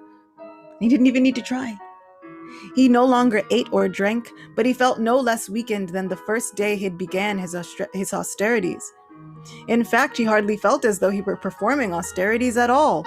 This was all for the pleasure of his Supreme Lord Vasudeva, the one with the smiling face and the eyes filled with love, the one who looked back at him as Dhruva meditated for hours on end. As Dhruva entered 5 months of performing intense austerities, thinking about Lord Vasudeva, he stood, immovable as a mountain, tall as a pillar, on one foot. Completely absorbed in the Lord, he could see absolutely nothing else. The outside world was lost to him as he served the Lord through his remembrance. This is service we can always render. And it is one of the 9 processes of devotional service. One of the 9 paths of bhakti is simply remembering. We can serve the Lord through remembrance. And I hope and pray that 2022 brings all of you more service, more opportunities for service, even if just through remembrance. As Dhruva meditated on Lord Vasudeva, the protector of all the worlds and the shelter of all the elements, all of the universal planetary systems began to tremble with the force of his spiritual strength. As Dhruva stood on one foot, his big toe pressed into the soft dust of Madhuvan, but the force of his yogic power pushed the entire earth downward. The great earth, which was able to bear any heavy thing, rocked and sunk like a boat shifted by the weight of a great elephant. So powerful was the young prince Dhruva Maharaj. Tremors coursed through the planet in all directions and were felt throughout all of creation.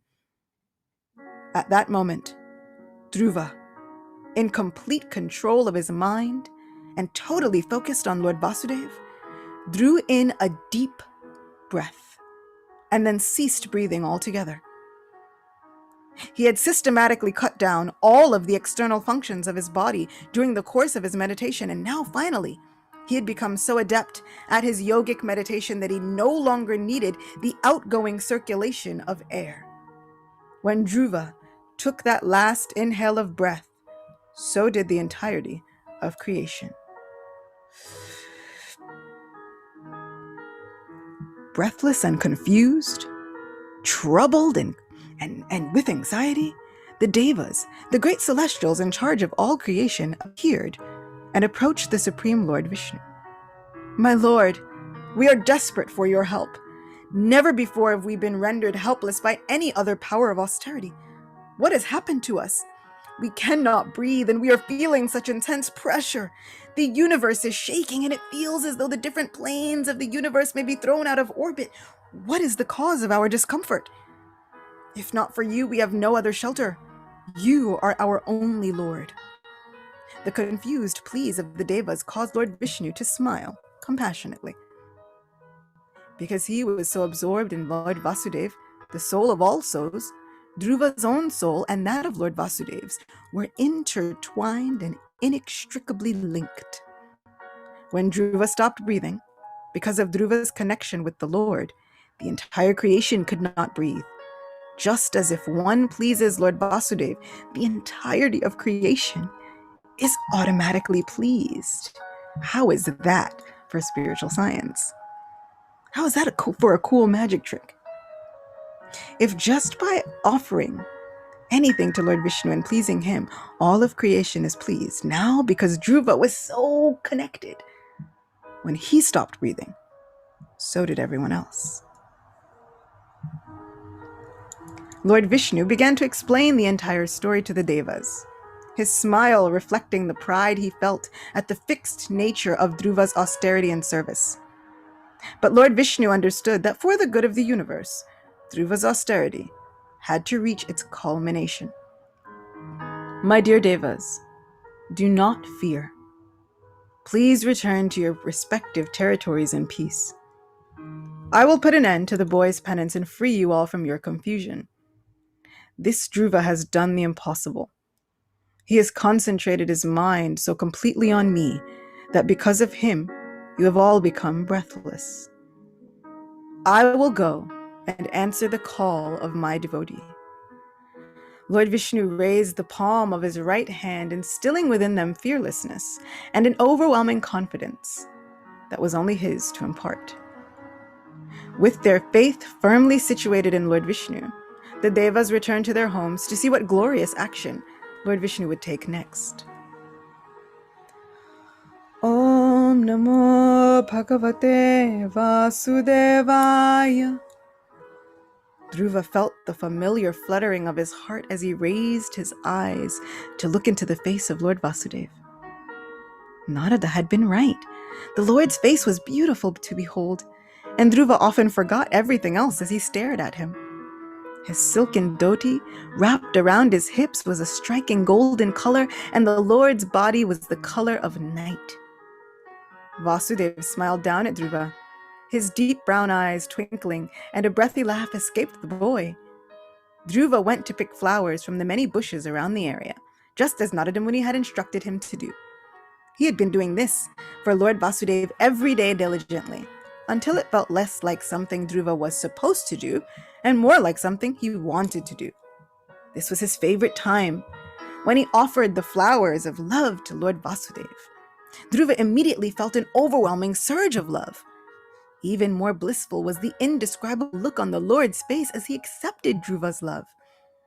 With his small hands filled with jasmine flowers, Dhruva walked carefully back to where Lord Vasudeva stood waiting for him. He was always so patient It didn't matter how long it took Dhruva to gather all the flowers or bring water from the Jamuna to wash the Lord's feet. He was always patiently waiting. Dhruva's heart sped up with each step that he took closer to his Lord. By the time he reached the tree that served as a canopy for the Lord, Dhruva's hands were trembling. He closed his eyes and offered a prayer from the depths of his heart. Om Namo Bhagavate Vasudevaya. Dhruva knelt down and felt the velvet sands of Madhuvan beneath his knees.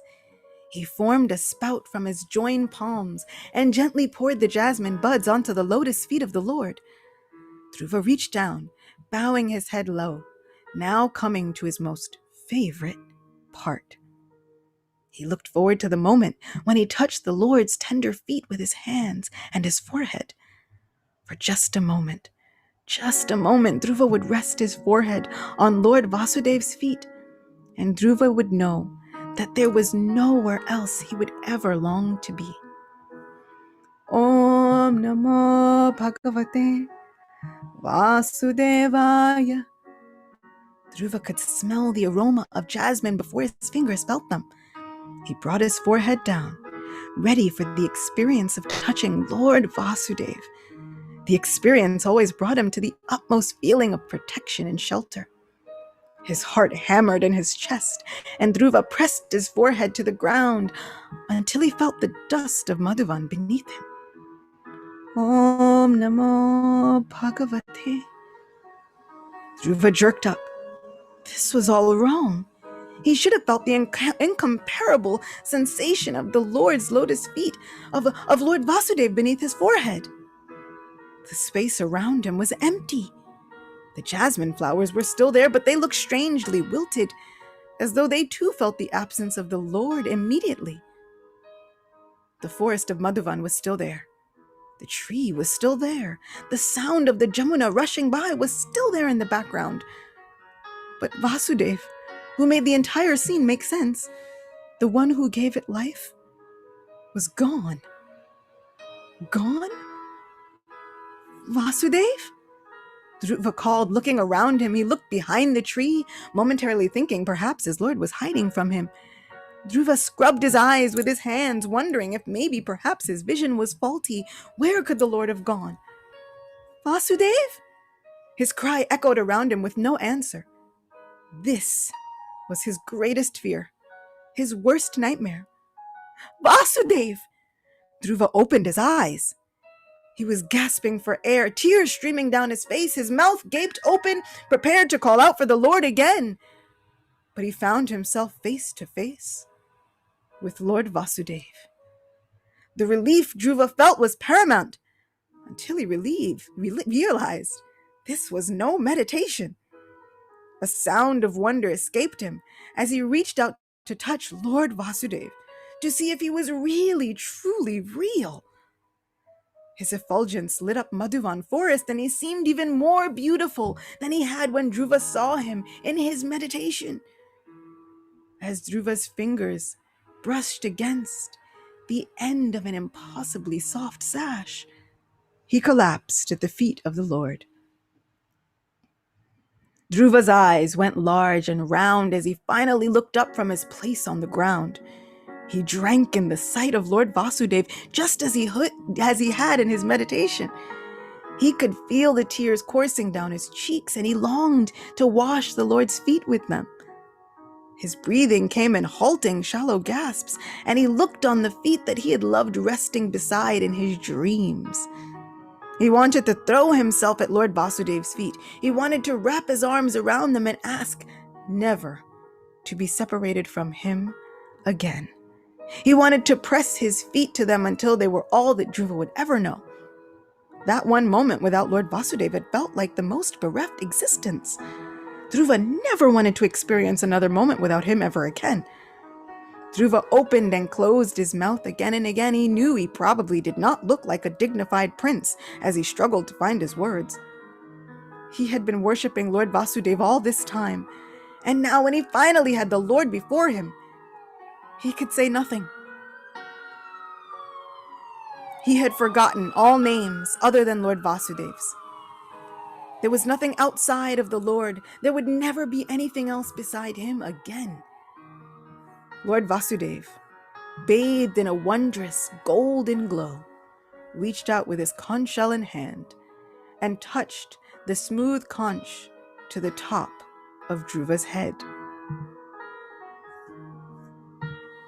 Dhruva bowed his head to accept the touch of Lord Vasudev, and as the celebrated conch touched him, thoughts, words, and prayers came flowing back to him, and Dhruva breathed deep, the feeling of Lord Vasudev's mercy filling every inch of his being.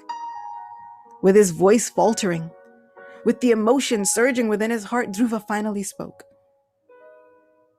"Oh, my all-powerful Lord, you have entered deep into the chambers of my heart and have enlivened all of my senses, awakening me as though I had been in a deep slumber. You have enthused my very life force. I offer my respects unto you, my unforgettable Lord.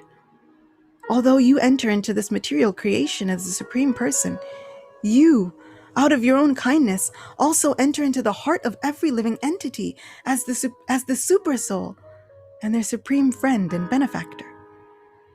Seeing you, I have forgotten anything else that I previously thought to be true. You are the only truth.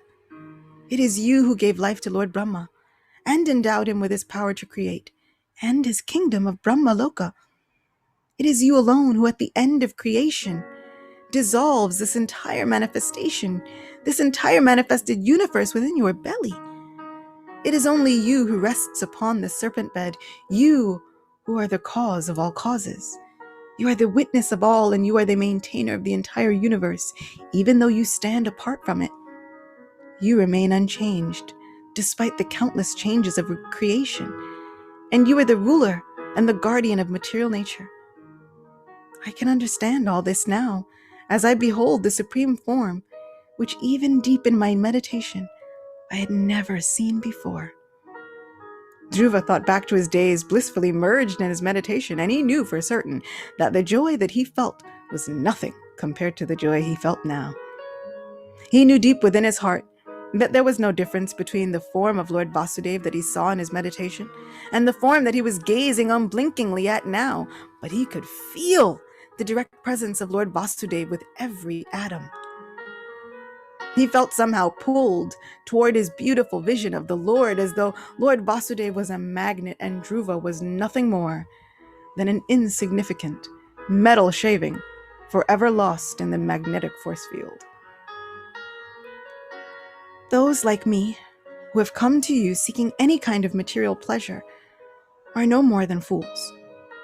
Dhruva bent his head, his voice choked with shame, before he rushed on, encouraged by the sight of the glittering rings on the toes of his beloved Lord. "My Lord, please, let me always find those fortunate souls who are devoted to you. Let me spend my time with them.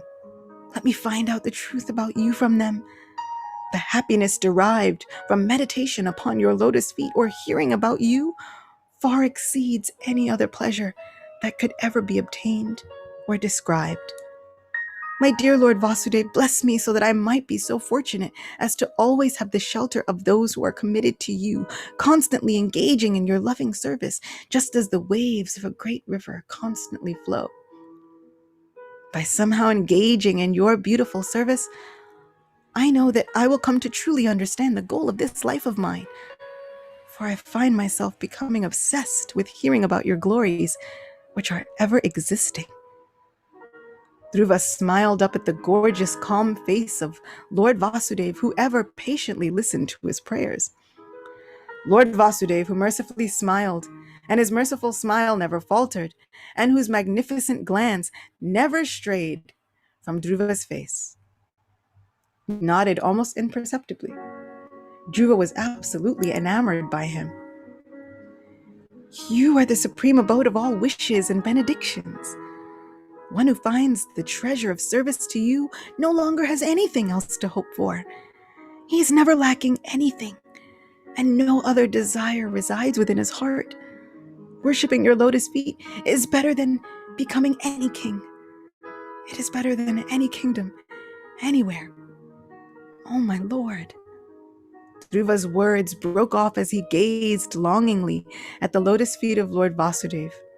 He remembered for a moment the feeling of having lost him again, and the emotions that came creeping back in were terrible. Dhruva knew that he wanted nothing else but to be with his dear lord. In a voice that stole the hair-raising magnificence from thunder and quieted every other noise in the entire Madhavan forest, Lord Vasudev finally spoke to Dhruva. His beautiful lips raised in a full smile, showing rows of pearlescent perfect teeth, and one eyebrow rose as he glanced down at Dhruva knowingly. "And what of your desires, my dear prince?"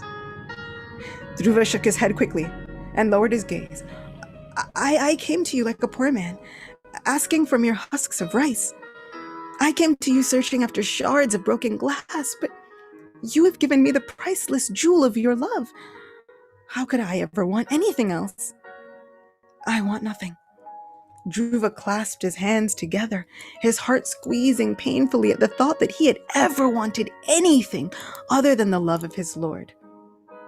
A rumbling laugh issued from deep in the lord's chest, and Dhruva's eyes, filled with awe and adoration, lifted once again to Vasudev's face. "All good fortune will be yours, my boy. There exists a glittering planet situated above any other planet within the universe. It is worshipped by every other planet as the best of all abodes. This planet is called the Pole Star. This planet will continue to exist even after the dissolution of this entire creation. All the luminaries in the sky, the planets of the solar systems, the innumerable stars and all auspiciousness revolve around this planet like ornaments around the king of gems. This planet shall be yours. It shall be a kingdom unlike any other, one greater than that of your father, King Uttanapad, or your great-grandfather, Lord Brahma. Not only will you rule your father's kingdom, but you will rule the entirety of the earth for thousands of years. And yet you will never, ever grow old. You will be able to perform any sacrifice successfully, and you will be able to give any charity. And I bless you that you will never, at any moment in your entire existence, forget me. After your rule, both here on the earth and in the pole star, you shall return to my abode, after which you will never be separated from me ever again." Vasudev raised one of his hands in blessing, and Dhruva dragged in a shaky breath. He felt wholly unworthy of all that he had been given, and could only meet his lord's words with a silent, humbled gratitude. Dhruva returned home to his father, who had been distraught when Dhruva left, and had since recognized the complete error of his ways. His stepmother, Suruchi, too, realized that she had allowed her pride to transform her into a volatile version of herself. Dhruva's mother, Suniti, observed her son with pride as he returned home, successful from the most powerful austerities the world had ever seen. Dhruva himself returned home with a heavy heart, saddened by the fact that he had ever thought to worship his lord with some material favor in mind. He had executed loving service to the Lord the way a merchant would deal with customers. The Lord was not his to command or order, and yet Lord Vasudev had showed him all kindness and causeless mercy. Dhruva vowed that he would never forget what he had learned. And armed with the blessing of Lord Vasudev, Dhruva knew that he would never forget his dearmost friend. Shri Dhruva Maharaj ki jai.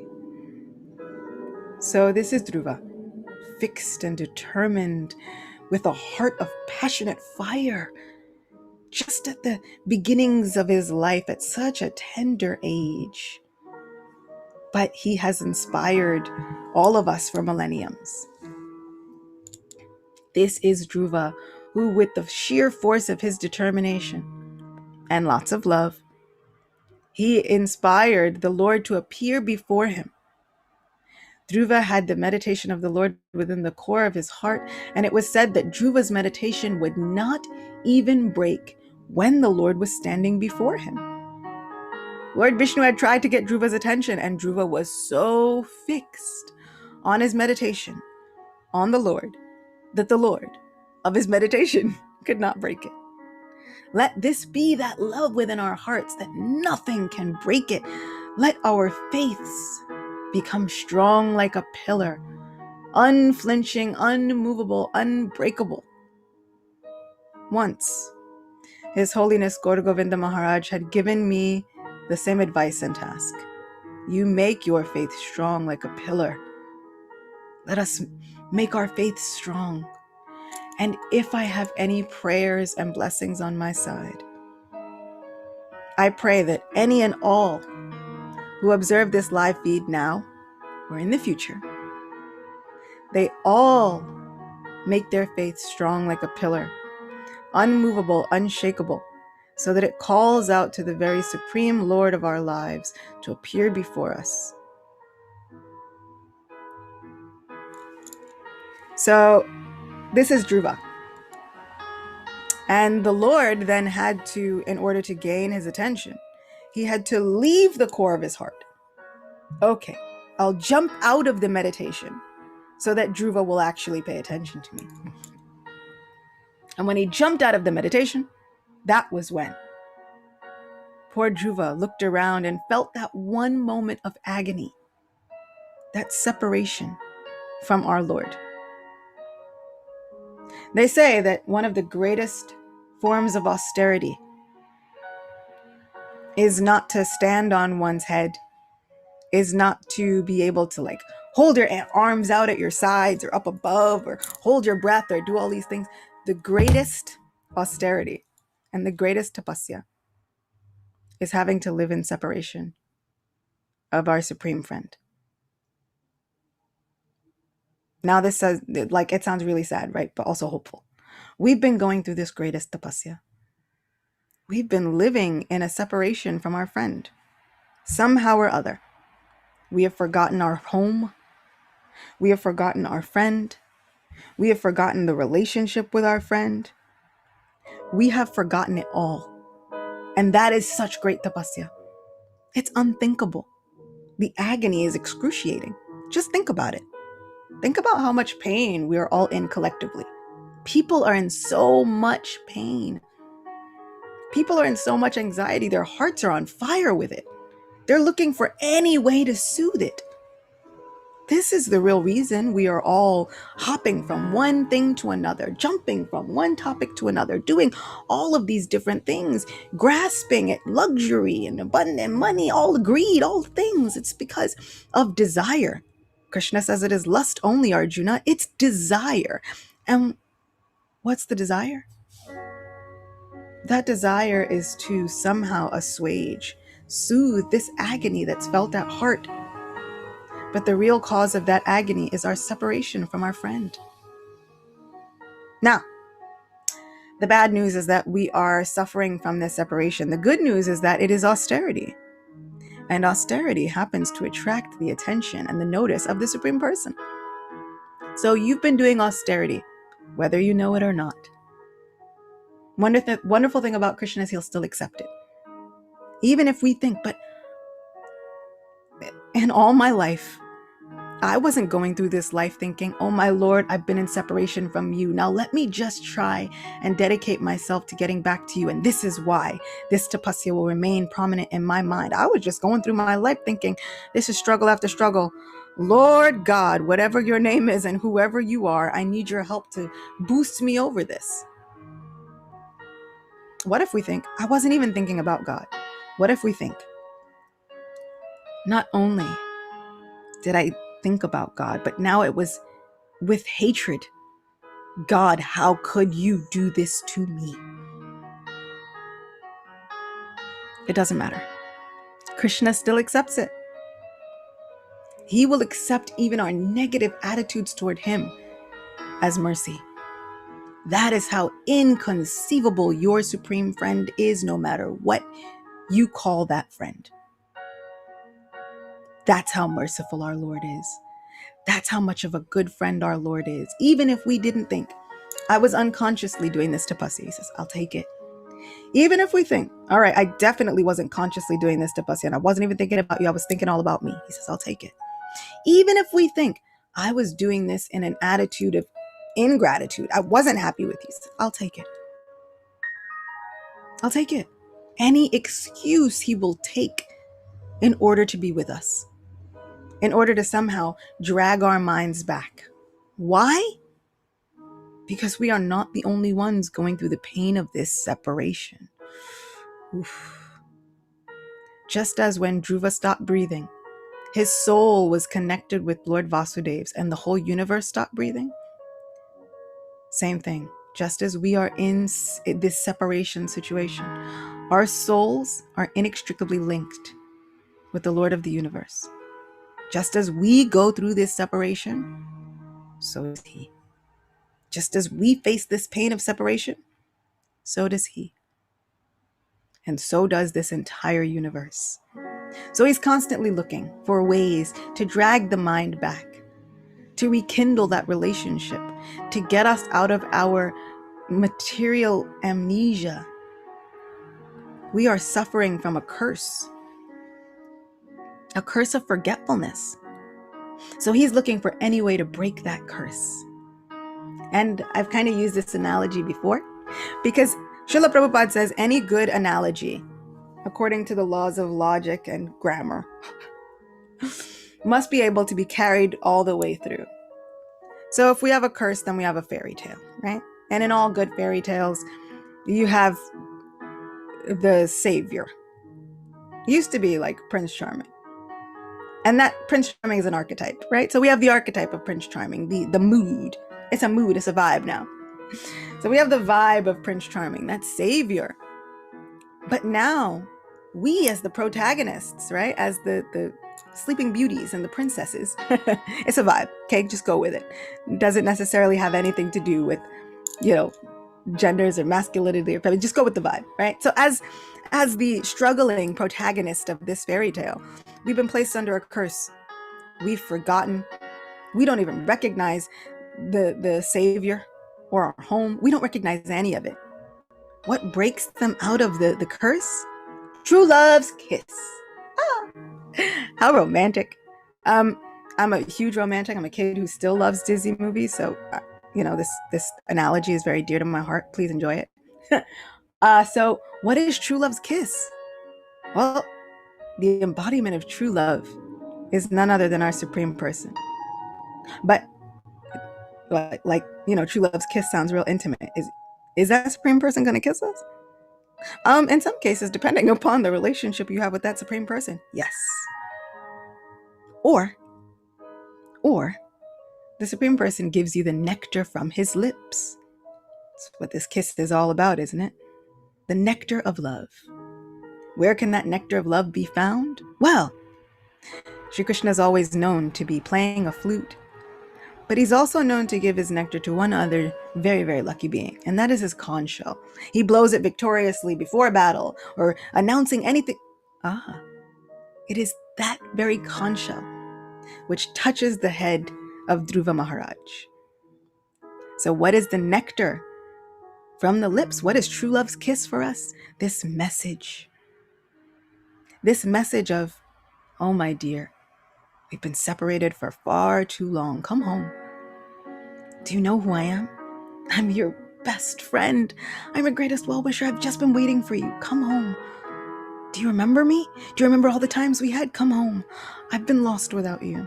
Just as you've been lost without me, I've felt incomplete. Come home. Does Krishna, the Lord of all completeness, feel incomplete without us? Yes. Come home. So true love's kiss is the nectar of Sri Krishna's lips. And we can receive it from places like Bhagavad Gita, Srimad Bhagavatam, all of these. The minute we start talking to each other about Krishna, he appears there more eager than we are eager to speak about him, ready to give his nectar with a glance, You feel this nectar even when we chant the holy names, that blissful Mahamantra, which is none other than Krishna himself. Can we reach out for it? So true love's kiss can break that curse of this existence where we are grasping at anything to fill that Krishna-shaped vacuum, that hole, as Sachinandan Maharaj says. We have a Krishna-shaped vacuum, a Krishna-shaped hole in our heart. We keep trying to fill it with everything else, but nothing will fill it but love, with a capital L. Sri Krishna, the embodiment of that love. And that's not to say, right? It's not to say we only associate with Krishna and to hell with everybody else. Krishna's love can be found in so many places. Did Dhruva tell his own mother, well, I can't talk to you anymore, I gotta go love Krishna forever? He went back and loved his mother. Did Dhruva forget Narada Muni, his guru? No, he understood Krishna's love is right there within my own guru. I love that person for giving me that message. Dhruva was even able to extend some love to his stepmother, Suruchi. Even though she wasn't exactly so fond of him in the beginning. When he comes back, she's much better. But she wasn't so fond of him. But he could understand this was the catalyst to the biggest realization of my entire life. I got to see the Lord of my heart. In a way, she helped. So he was even able to extend a little bit of that kindness towards her. And that's how. Remember I said we talk about how do the great souls find a way to separate what has happened from the person that caused the happening. It is in this way. Understanding that, but you know what? And Krishna is also within their heart. So Dhruva was in a much better, advantageous place, and Suruchi really did apologize for making him feel that way. And so because of that apology, and because of her changed ways, he was able to enter back into the situation. But like I said, it doesn't mean that we should be doormats. But we can also understand, even if from a distance, that there's a Krishna dwelling in that person's heart. And that maybe what they've said to me, we can know it's not true. We can know it's a bold-faced lie. We can know it's hurtful and horrible. But it might be the catalyst which brings us to our greatest realization, which is that Krishna is with us.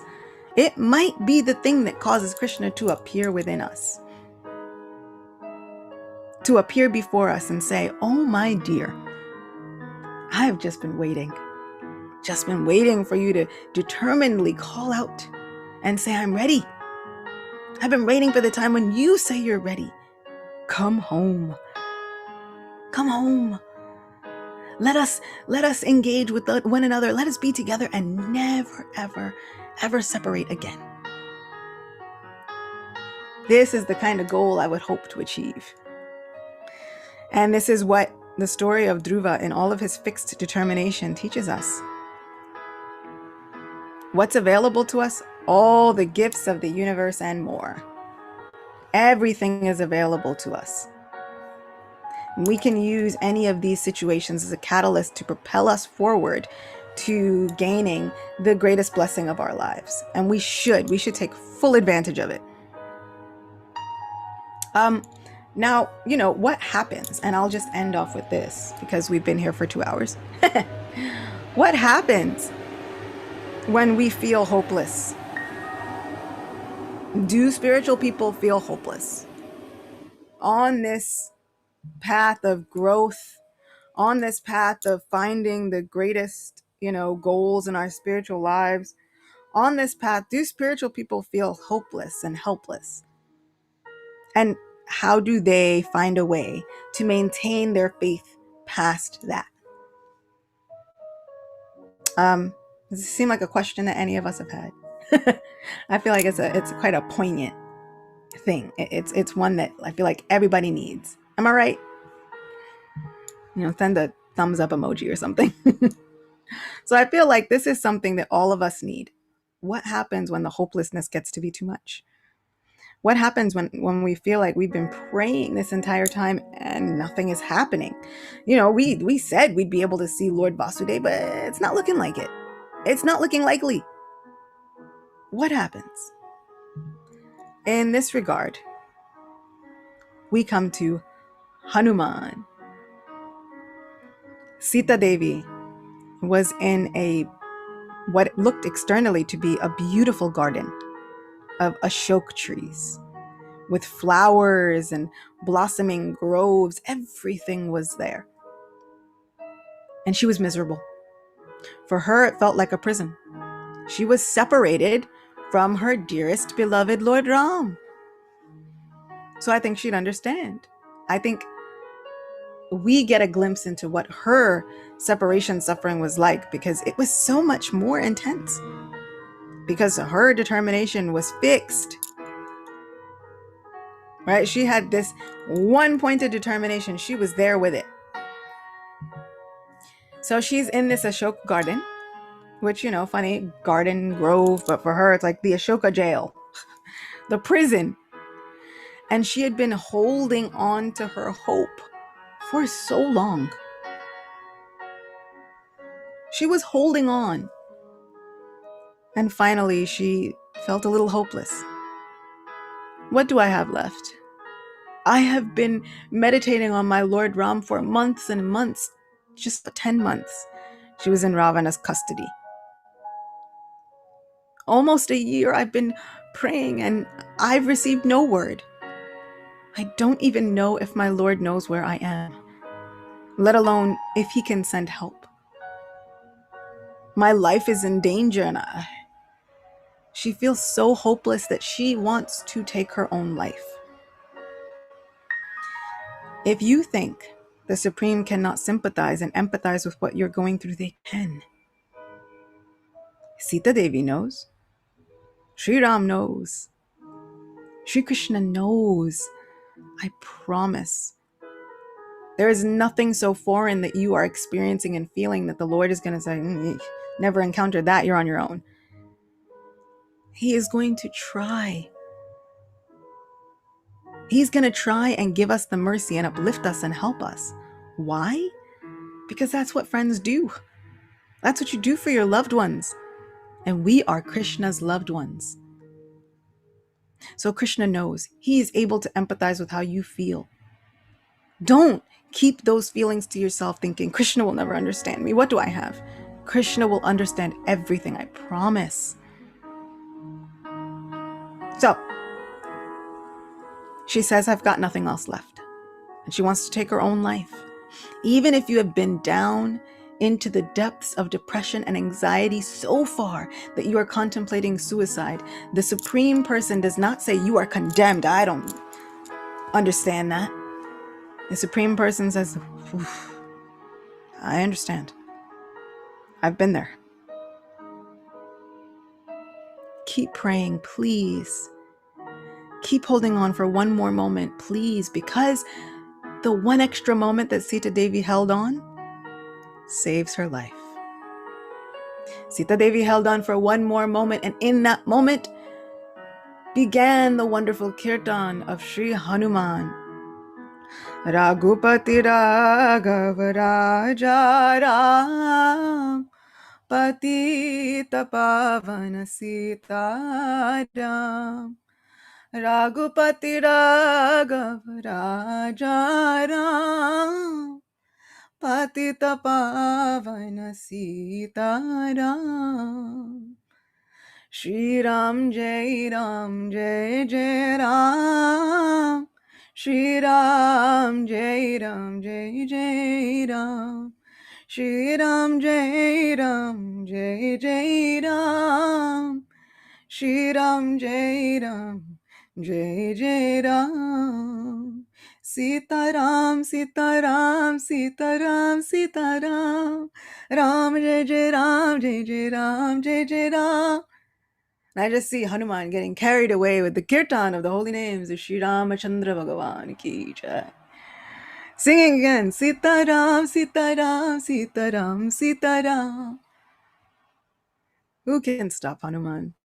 And when Hanuman sings with his heart full of devotion, who doesn't get captivated by Hanuman's voice? Similarly, Sita was captivated.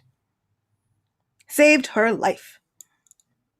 She was enraptured. Who? Who is singing about my Ram and saving my life? Who is performing the greatest service?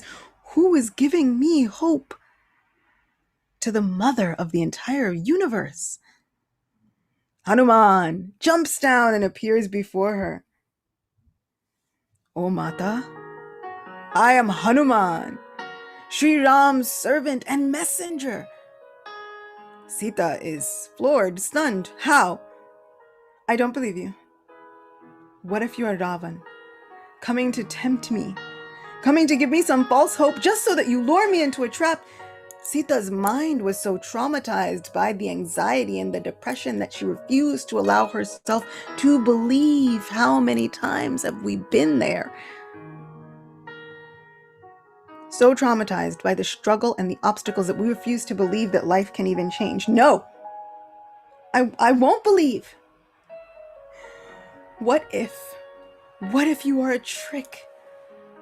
An oasis of the desert of my mind that I've been wandering in without the association of my Sri Ram. What if you are a trick? I can't allow myself to hope. I cannot afford that hopefulness. Haven't we been there? Hanuman says, Oh Devi, please, please don't be fearful. I promise you, I have been sent from Sri Ram. Your Sri Ram loves you more than no other. He has been completely lifeless, devoid of all ambition. The only thing fueling him is his grief. He does not smile. He does not laugh. Everything has been taken from my Ram. If you don't believe that I am a messenger sent from my Lord, then just see. I have brought Sri Ram's ring. And he presents to Sita Devi the ring that is able to give her hope. The ring that is able to fuel her heart with everything she needs to continue her life. Oh Hanuman, you have given me the greatest treasure this day. I bless you. I bless you with a long life. I bless you with all good fortune. Oh my son, I bless you with unparalleled devotion. I bless you with every good benediction, every treasure, all the siddhis. You will be able to do anything and everything in the service to our Lord Ram. I bless you.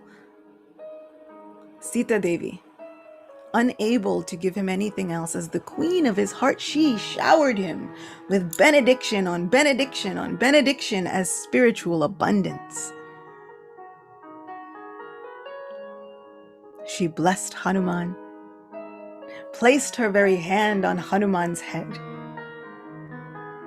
Hanuman asked her, please wait. Please stay strong because our Ram is coming. Then, as events unfold, Ravana gets wind that there is a monkey shaking up the Ashoka garden. He sends guard after guard after guard after guard, and no one is able to catch Hanuman. He even kills Akshaya Kumar, the son of Ravan. Finally, he is captured willingly by Indrajit, Meghnad, the son of Ravan, who is famous for defeating Indra, and thus he is named Indrajit, the conqueror of Indra, one who has attained victory over Indra. Indrajit binds up Hanuman. Indrajit thinks this is his own prowess. Hanuman knows nothing can bind me. But I will offer my respects and allow myself to be bound. Let me see this Ravan who thinks that he can kidnap my mother Sita. Let me give a good message. He gives the message to Ravan. Oh Ravan, oh great lord of Lanka, you're a fool. You have tried to separate Mother Sita from Ram. You have tried to separate heat from fire. You've tried to separate the divine couple. This can spell nothing but your doom. Your fate is sealed. Give Sita back, and I'm sure Sri Ram will look upon you with mercy. Ravana is enraged. Kill him. Kill him without delay. Kill him. And Vibhishan steps forward. You can't kill him. Why? master of everything. I can do whatever I want. He is an envoy, a messenger from the other camp. And per the rules of warrior code and Kshatriya code, you cannot kill a messenger. You can maim them, you can torture them, but you cannot kill a messenger. Ravana says, so be it. I've devised a punishment even worse than death for you insignificant, low-class, useless monkey. Whew! Hanuman is a celestial.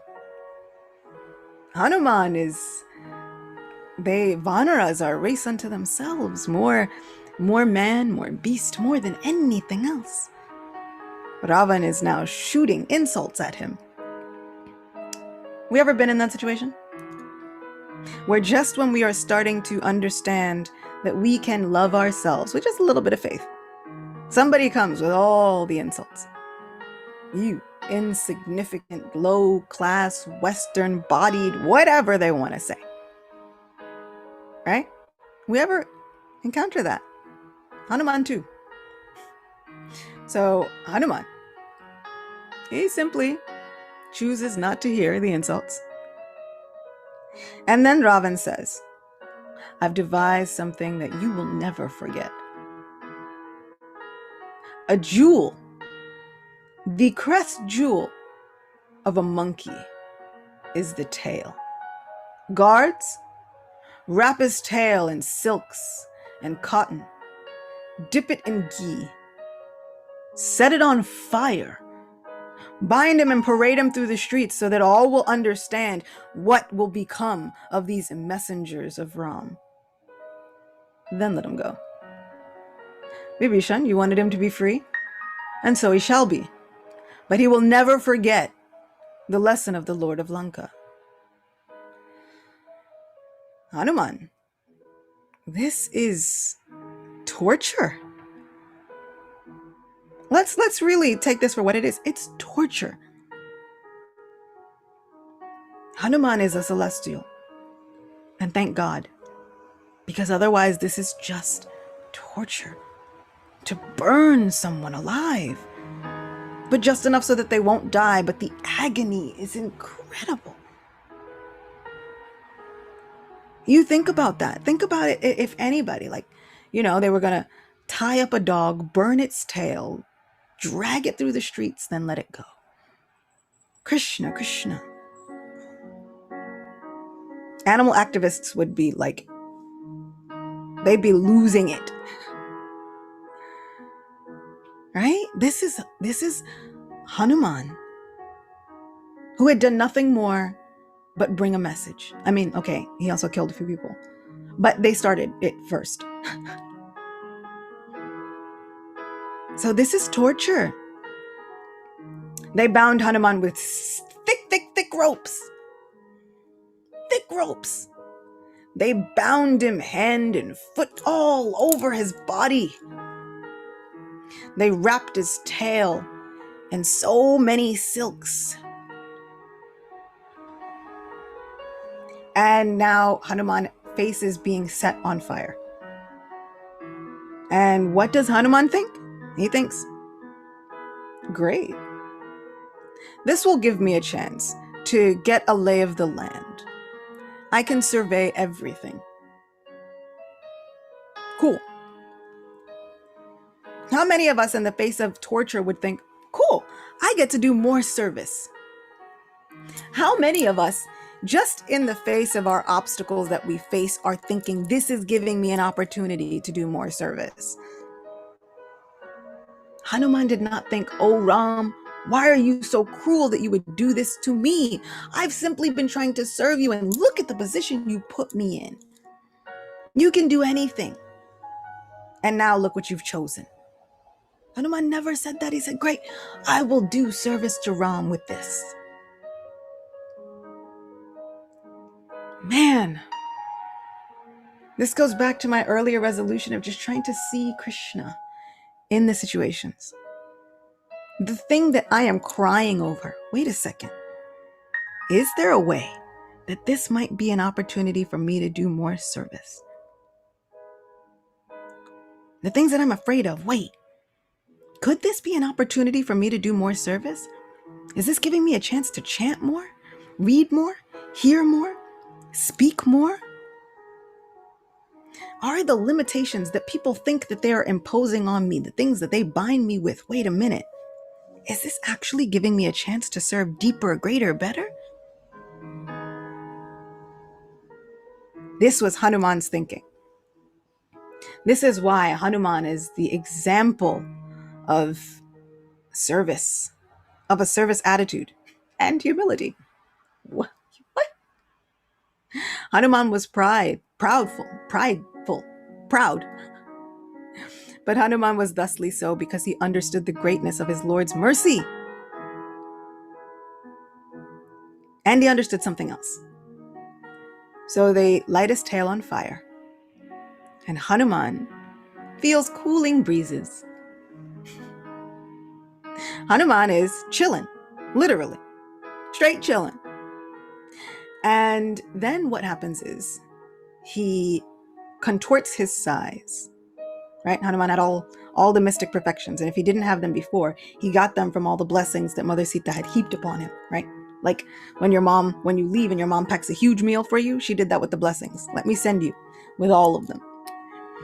So he contorts his size. He makes himself small, breaks out of the ropes, and then comes back to his normal size, tail still burning, and then he begins to parade himself throughout the streets. He goes through every street, every alleyway, every alcove of Lanka, and sets it on fire. Talk about like, oh, if I don't have a diya to offer the Lord, what can I do? Hanuman, with his tail on fire, he was going to offer diya after diya after diya for his Lord Ram. The whole Lanka became one great big shining ghee lamp for the glory of Lord Ram. So he goes and he surveys the entire city burning. And he thinks, I've done such a good job. I've gotten a layout of all of the different entryways and exit ways, the gates and their battle formations and what they could do, how big their army is, how small their army is, all the streets. I know every pathway of Lanka now. And I've set fire to the enemy camp. And then Hanuman has a thought. Sita was there. What if somehow or other, in my exuberance, after all, he is a monkey. In my exuberance, what if I burned Sita Devi? Well, what good will my journey be if I burn to ashes Sita Devi? That is Lord Ram's reason for living. And if Lord Ram leaves, because if Sita leaves, then Ram leaves. If Ram leaves, Lakshman leaves. If Lakshman leaves, Shatrugna leaves. That's his twin. If Shatrugna leaves, and Bharat leaves. That's the other half of him. Then all the parents in Ayodhya leaves, and everybody in Ayodhya leaves. All the Vanara soldiers leave. Nobody wants to maintain their lives, and it will all be because of me and my restlessness. Oh, why didn't I think before? Oh, restless, exuberant monkey. And then Hanuman realizes that his tail is still burning, but he still doesn't feel it. It's still very cooling.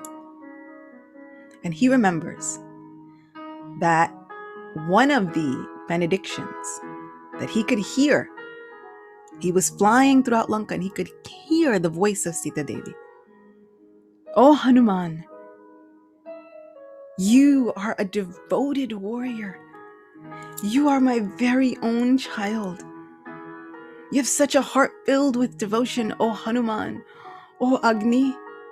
If I have ever been a chaste wife, if I have practiced the vows and the rules of chastity all my life, O Agni Dev, if I have ever pleased you with anything pious that I have ever done, then with the force of that merit, you will not allow any harm to come to this Hanuman, who is serving me and my Lord Ram with everything he has.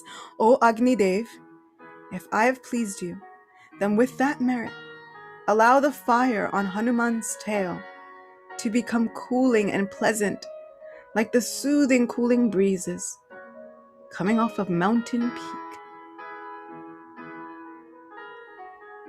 This is what Sita Devi was constantly praying and meditating on while Hanuman was doing his work. So from the moment that tail was set on fire to the moment he puts it out as he crosses back across the sea to give a message back to Sri Ram, felt cooling breezes. Like I said, he was straight chilling. And this is why. Because Sita Devi was praying for him. And so this is how Hanuman knows that Sita Devi is still safe. No, the effects of her prayer are still holding. Fine. Then Sita Devi is safe. My mother Sita is safe. Now I can go back to Ram. And with that, he jumps back across the sea and gives a wonderful message back to Sri Ram. What does this mean for us? Us praying for others is life-changing. So life-changing. Hanuman was able to withstand the force of that, what should have been torture, with no more than just feeling pleasant, cooling breezes. The force of Sita Devi's prayers invoked benedictions and boons on Hanuman. The force of our prayers can invoke benedictions and boons and blessings for other people's lives. So let us all pray for one another in 2022 and every year going forward, backward, in any direction with time and space. I pray that we are all met with the fulfillment of our devotional goals. I pray that we are able to soothe this aching heart that we all have with the presence of Shri Krishna, with the presence of our dear beloved friend. And I pray that we always find someone willing and ready to pray for us and give us the benediction of Krishna's mercy. And I pray that we will have the strength and the fortitude to pray for others as well. In 2022, I pray that we all become spiritual warriors more and more and more and more. I pray that we get the blessings of Shri Krishna, but I pray that we pay it forward.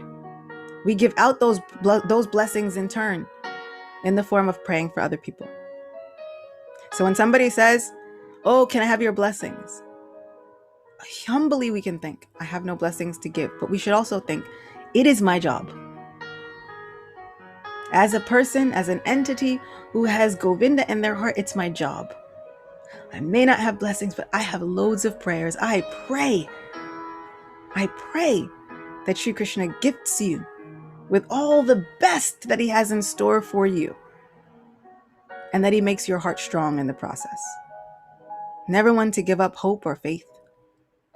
Strong like the heart of Hanuman, with the determination of Dhruva, with the love of Sita Devi.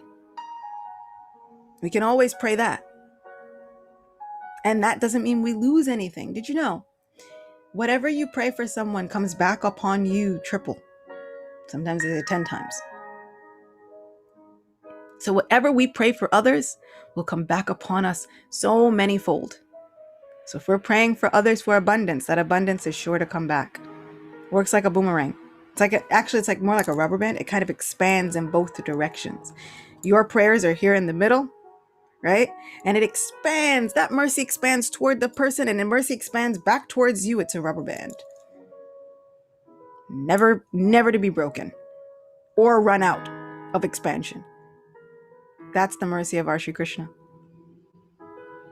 So this is what we can learn from just one pastime within the life of Hanuman, one pastime within the life of Dhruva Maharaj. We can pray for others. Dhruva's mother absolutely prayed for him. She said, there is one way and one way only. And I am powerless to stop all of the things that will happen to you in your life, but I can tell you where to go, and I can pray. Let this be us in this new year. Let us resolve to love. Let us resolve to just be authentically, sincerely. And let us resolve to allow that remembrance of our Supreme Friend to enter into our minds and hearts as many times as possible. I don't want to give a fixed time, because then we get all caught up in the fixed time. As many times as possible. Let this be us. Let us just be. And let us pray for each other. It doesn't take much. If somebody comes to mind And Bhakti Tirtha Maharaj also said this. If somebody comes to mind, it doesn't take much, just one moment, just to say, oh Lord, please protect them, please bless them, please guide them. And sometimes, if we can't even remember all the things, right? Our memories get to us. But somebody comes to mind and keeps coming to mind. It can be as simple as, oh Lord, please do your thing. Oh Lord, please do you. You know what to do. But they keep coming to mind. Please help them. You do you. Whether I know that they need help or not. Everybody is struggling with something. Whether I know what it is or not, if you come to mind, please know that I'm going to stop and say a prayer for you. And I pray and I pray and I pray that you are always feeling Krishna's mercy, that you are never feeling so hopeless that you feel you have nowhere else left to go.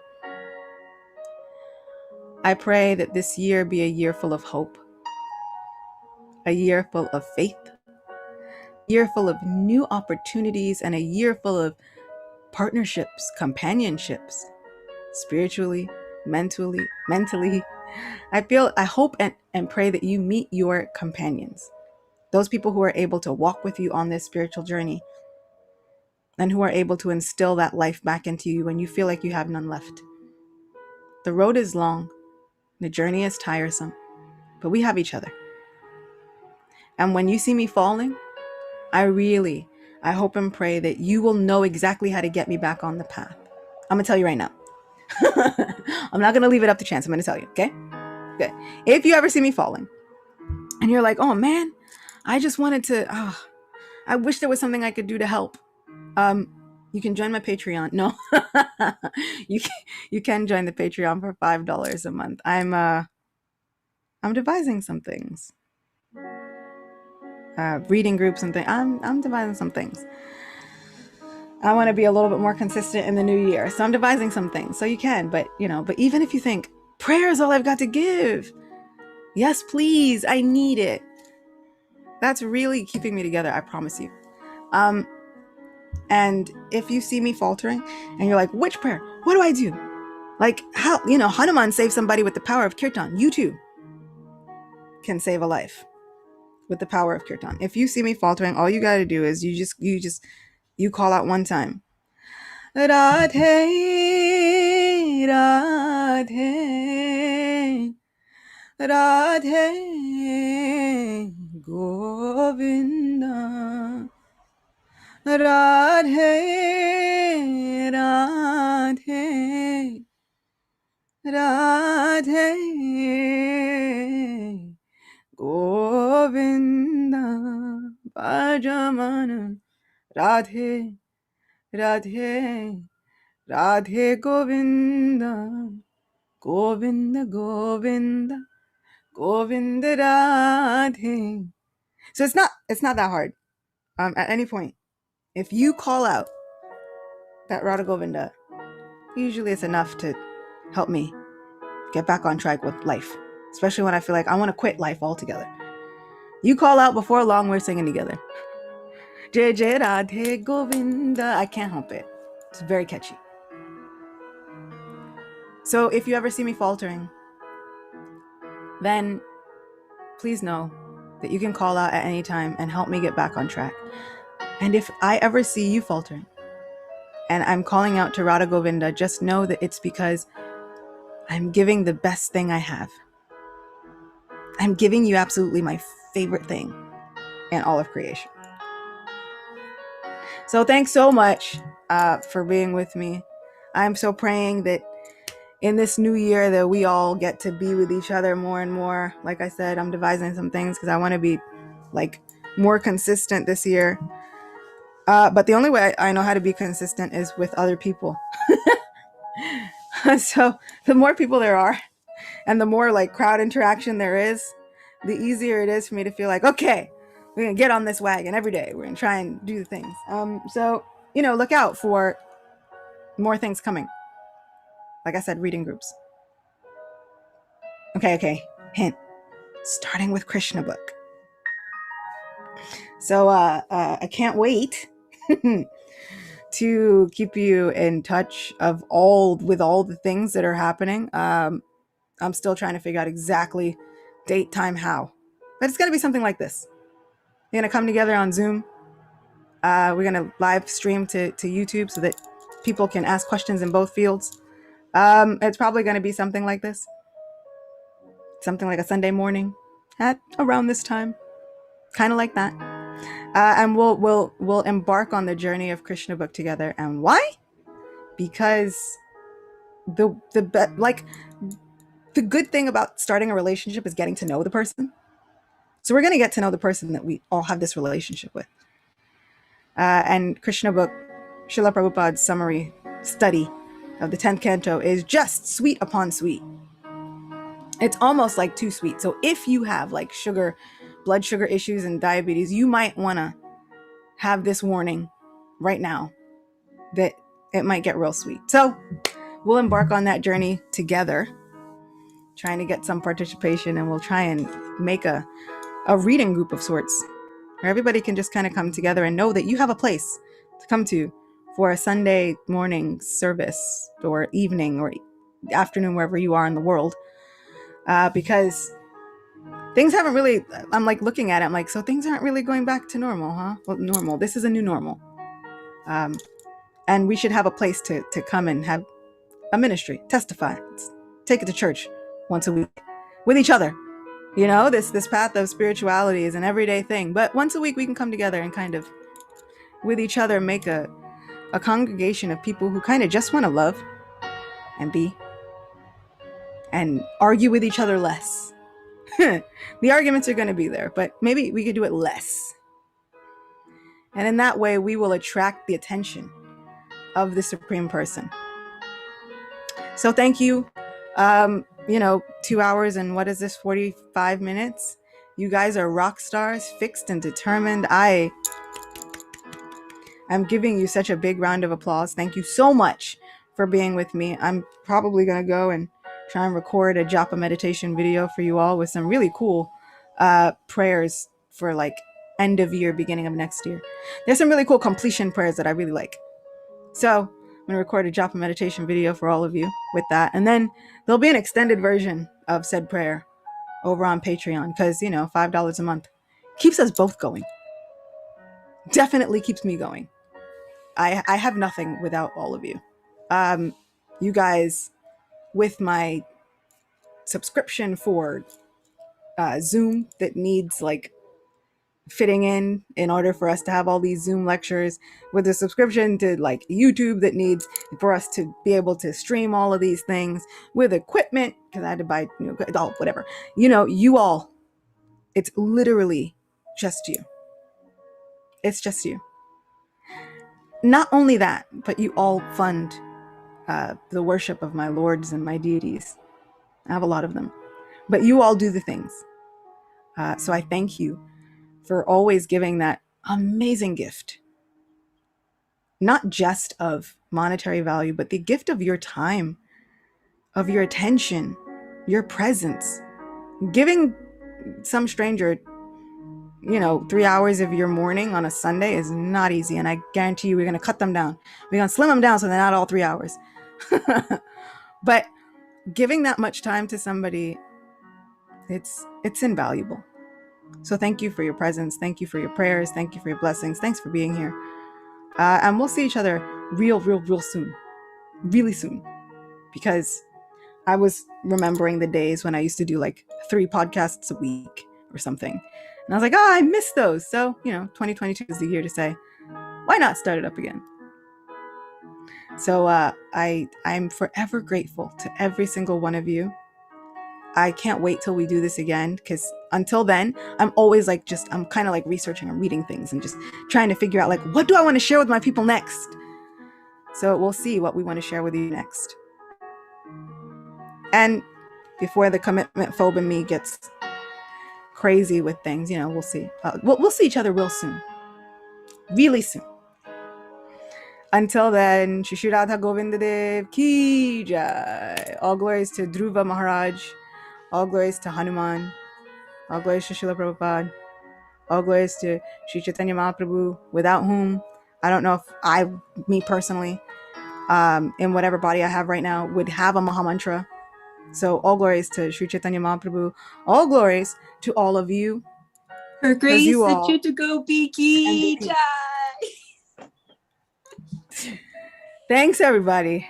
And we'll be with each other again soon. I'm looking forward to it. Hope you're looking forward to it. In the meantime, think about it. Krishna book, what else you'd like to embark on, different journeys. Let me know.